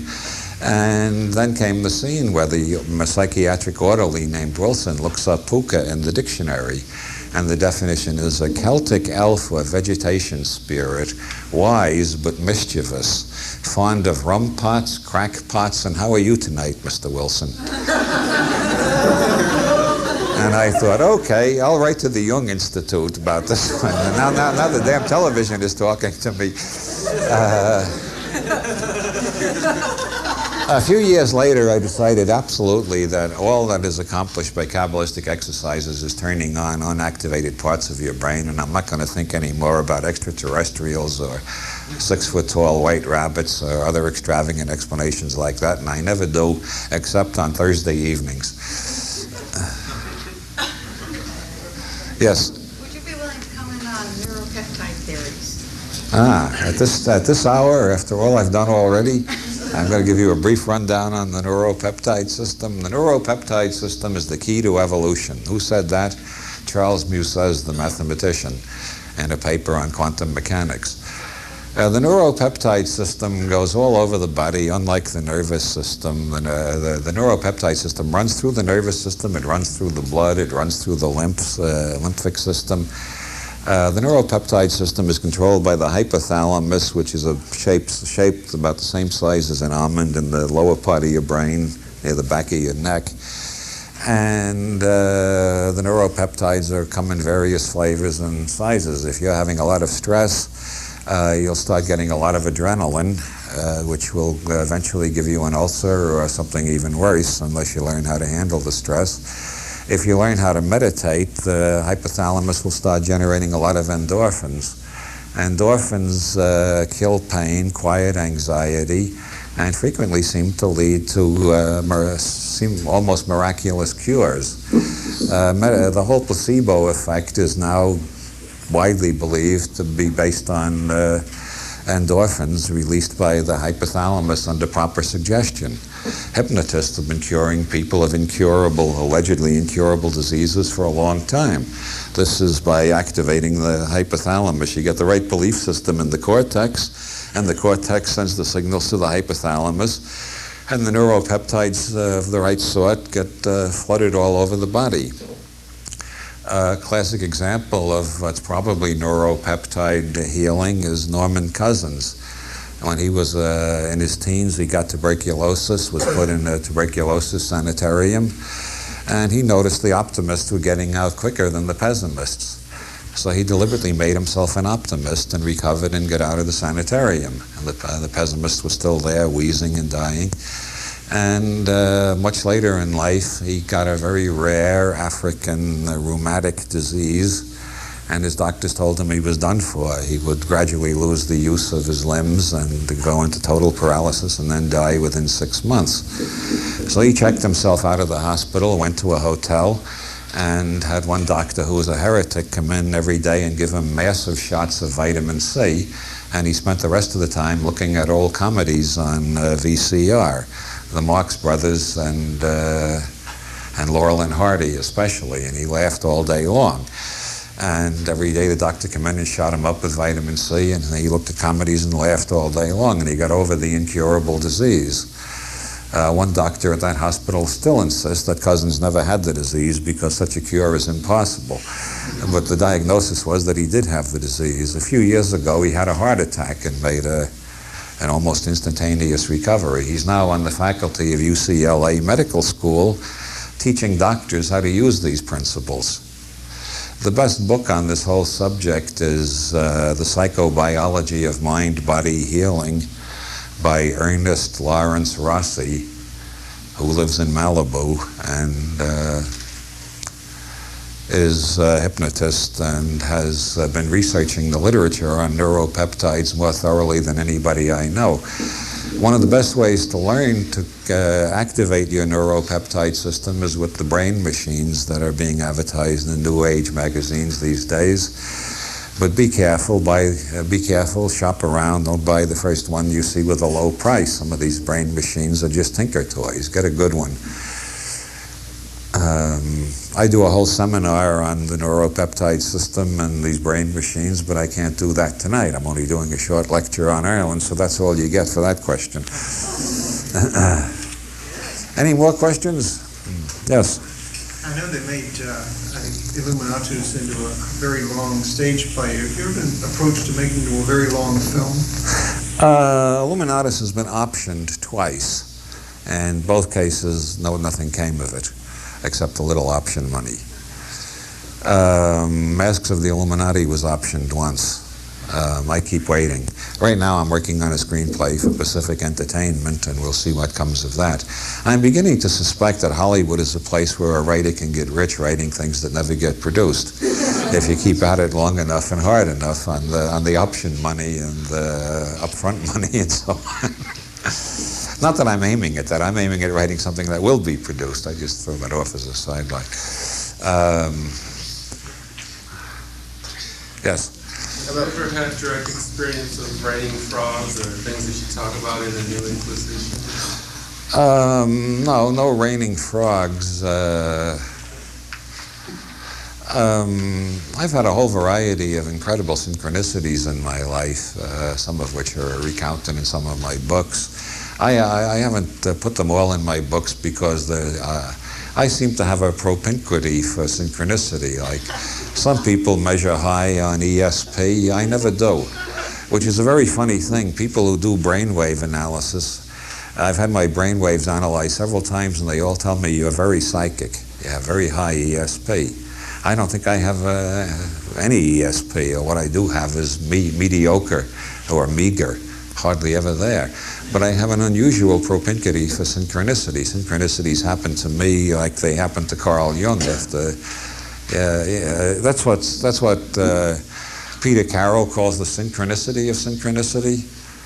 The more you get interested in synchronicity, the more synchronicities happen to you.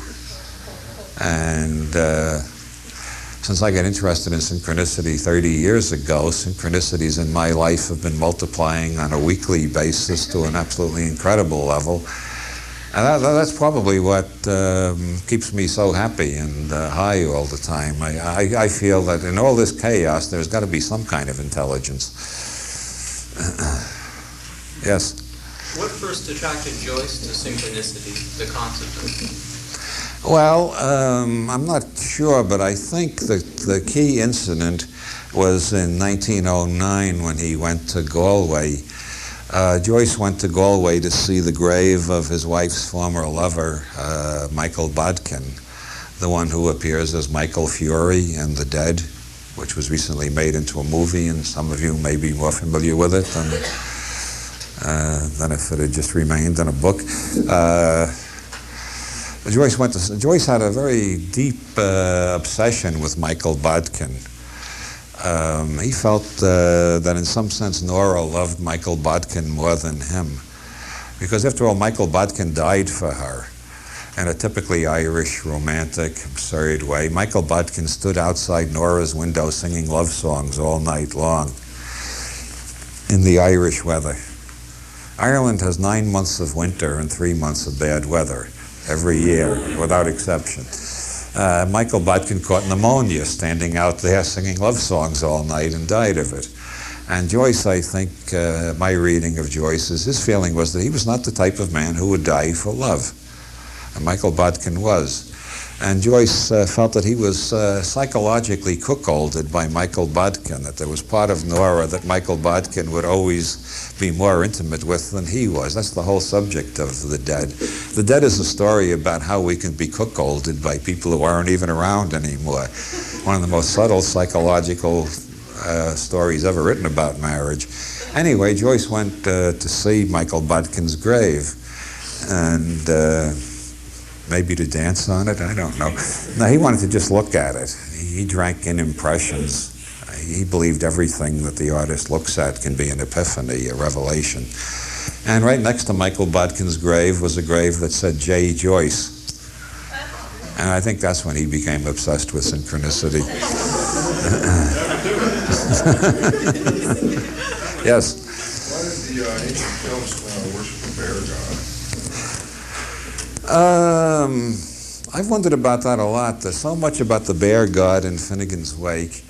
And the bear god, well, it's not just the ancient Celts. Weston LeBar, the anthropologist, in his book Ghost Dance, he points out if you take the caves in southern France that have the most earliest Cro-Magnon paintings in them, which show worship of the bear god, and you make a swath 1,000 miles wide and draw that up over Europe, over the North Pole, down the North American and South American continents, you will find the bear god cult within that swath at various layers of activity. With the Native American groups and Eskimo groups, they still do rituals to the bear god. In Europe, you find it buried in the mythology. Artemis was a bear goddess. King Arthur was a bear god originally, before the legends got rationalized. Goldilocks and the Three Bears. The teddy bear, which is still the favorite totem of children, and so on. This identification with the bear probably came about when our ancestors were living in caves where bears also live, and they occasionally would get into the wrong cave, and they developed a great terror of bears, and so they started to try to develop a magical relationship with the bear so the bear wouldn't hurt them anymore. And so they developed a bear cult in which they would become bears and be able to communicate with the bear. That was around the time when somebody discovered that some mushrooms were more fun than others. And there's a great novel called The Clan of the Cave Bear, which describes an old Stone Age. It's a very good novel. There's a lot of research went into it, obviously. It describes an old Stone Age tribe and how they eat the mushroom and become one with the bear god. And their fear of the bear is banished for the next half year or so until they feel the need to do the right again and become one with the bear. Well, Americans do similar rituals to become one with their automobiles, you know. Okay, I think that's it for the night. I want to rest now. I hope you come to the game tomorrow and we'll have more fun. Good night, all.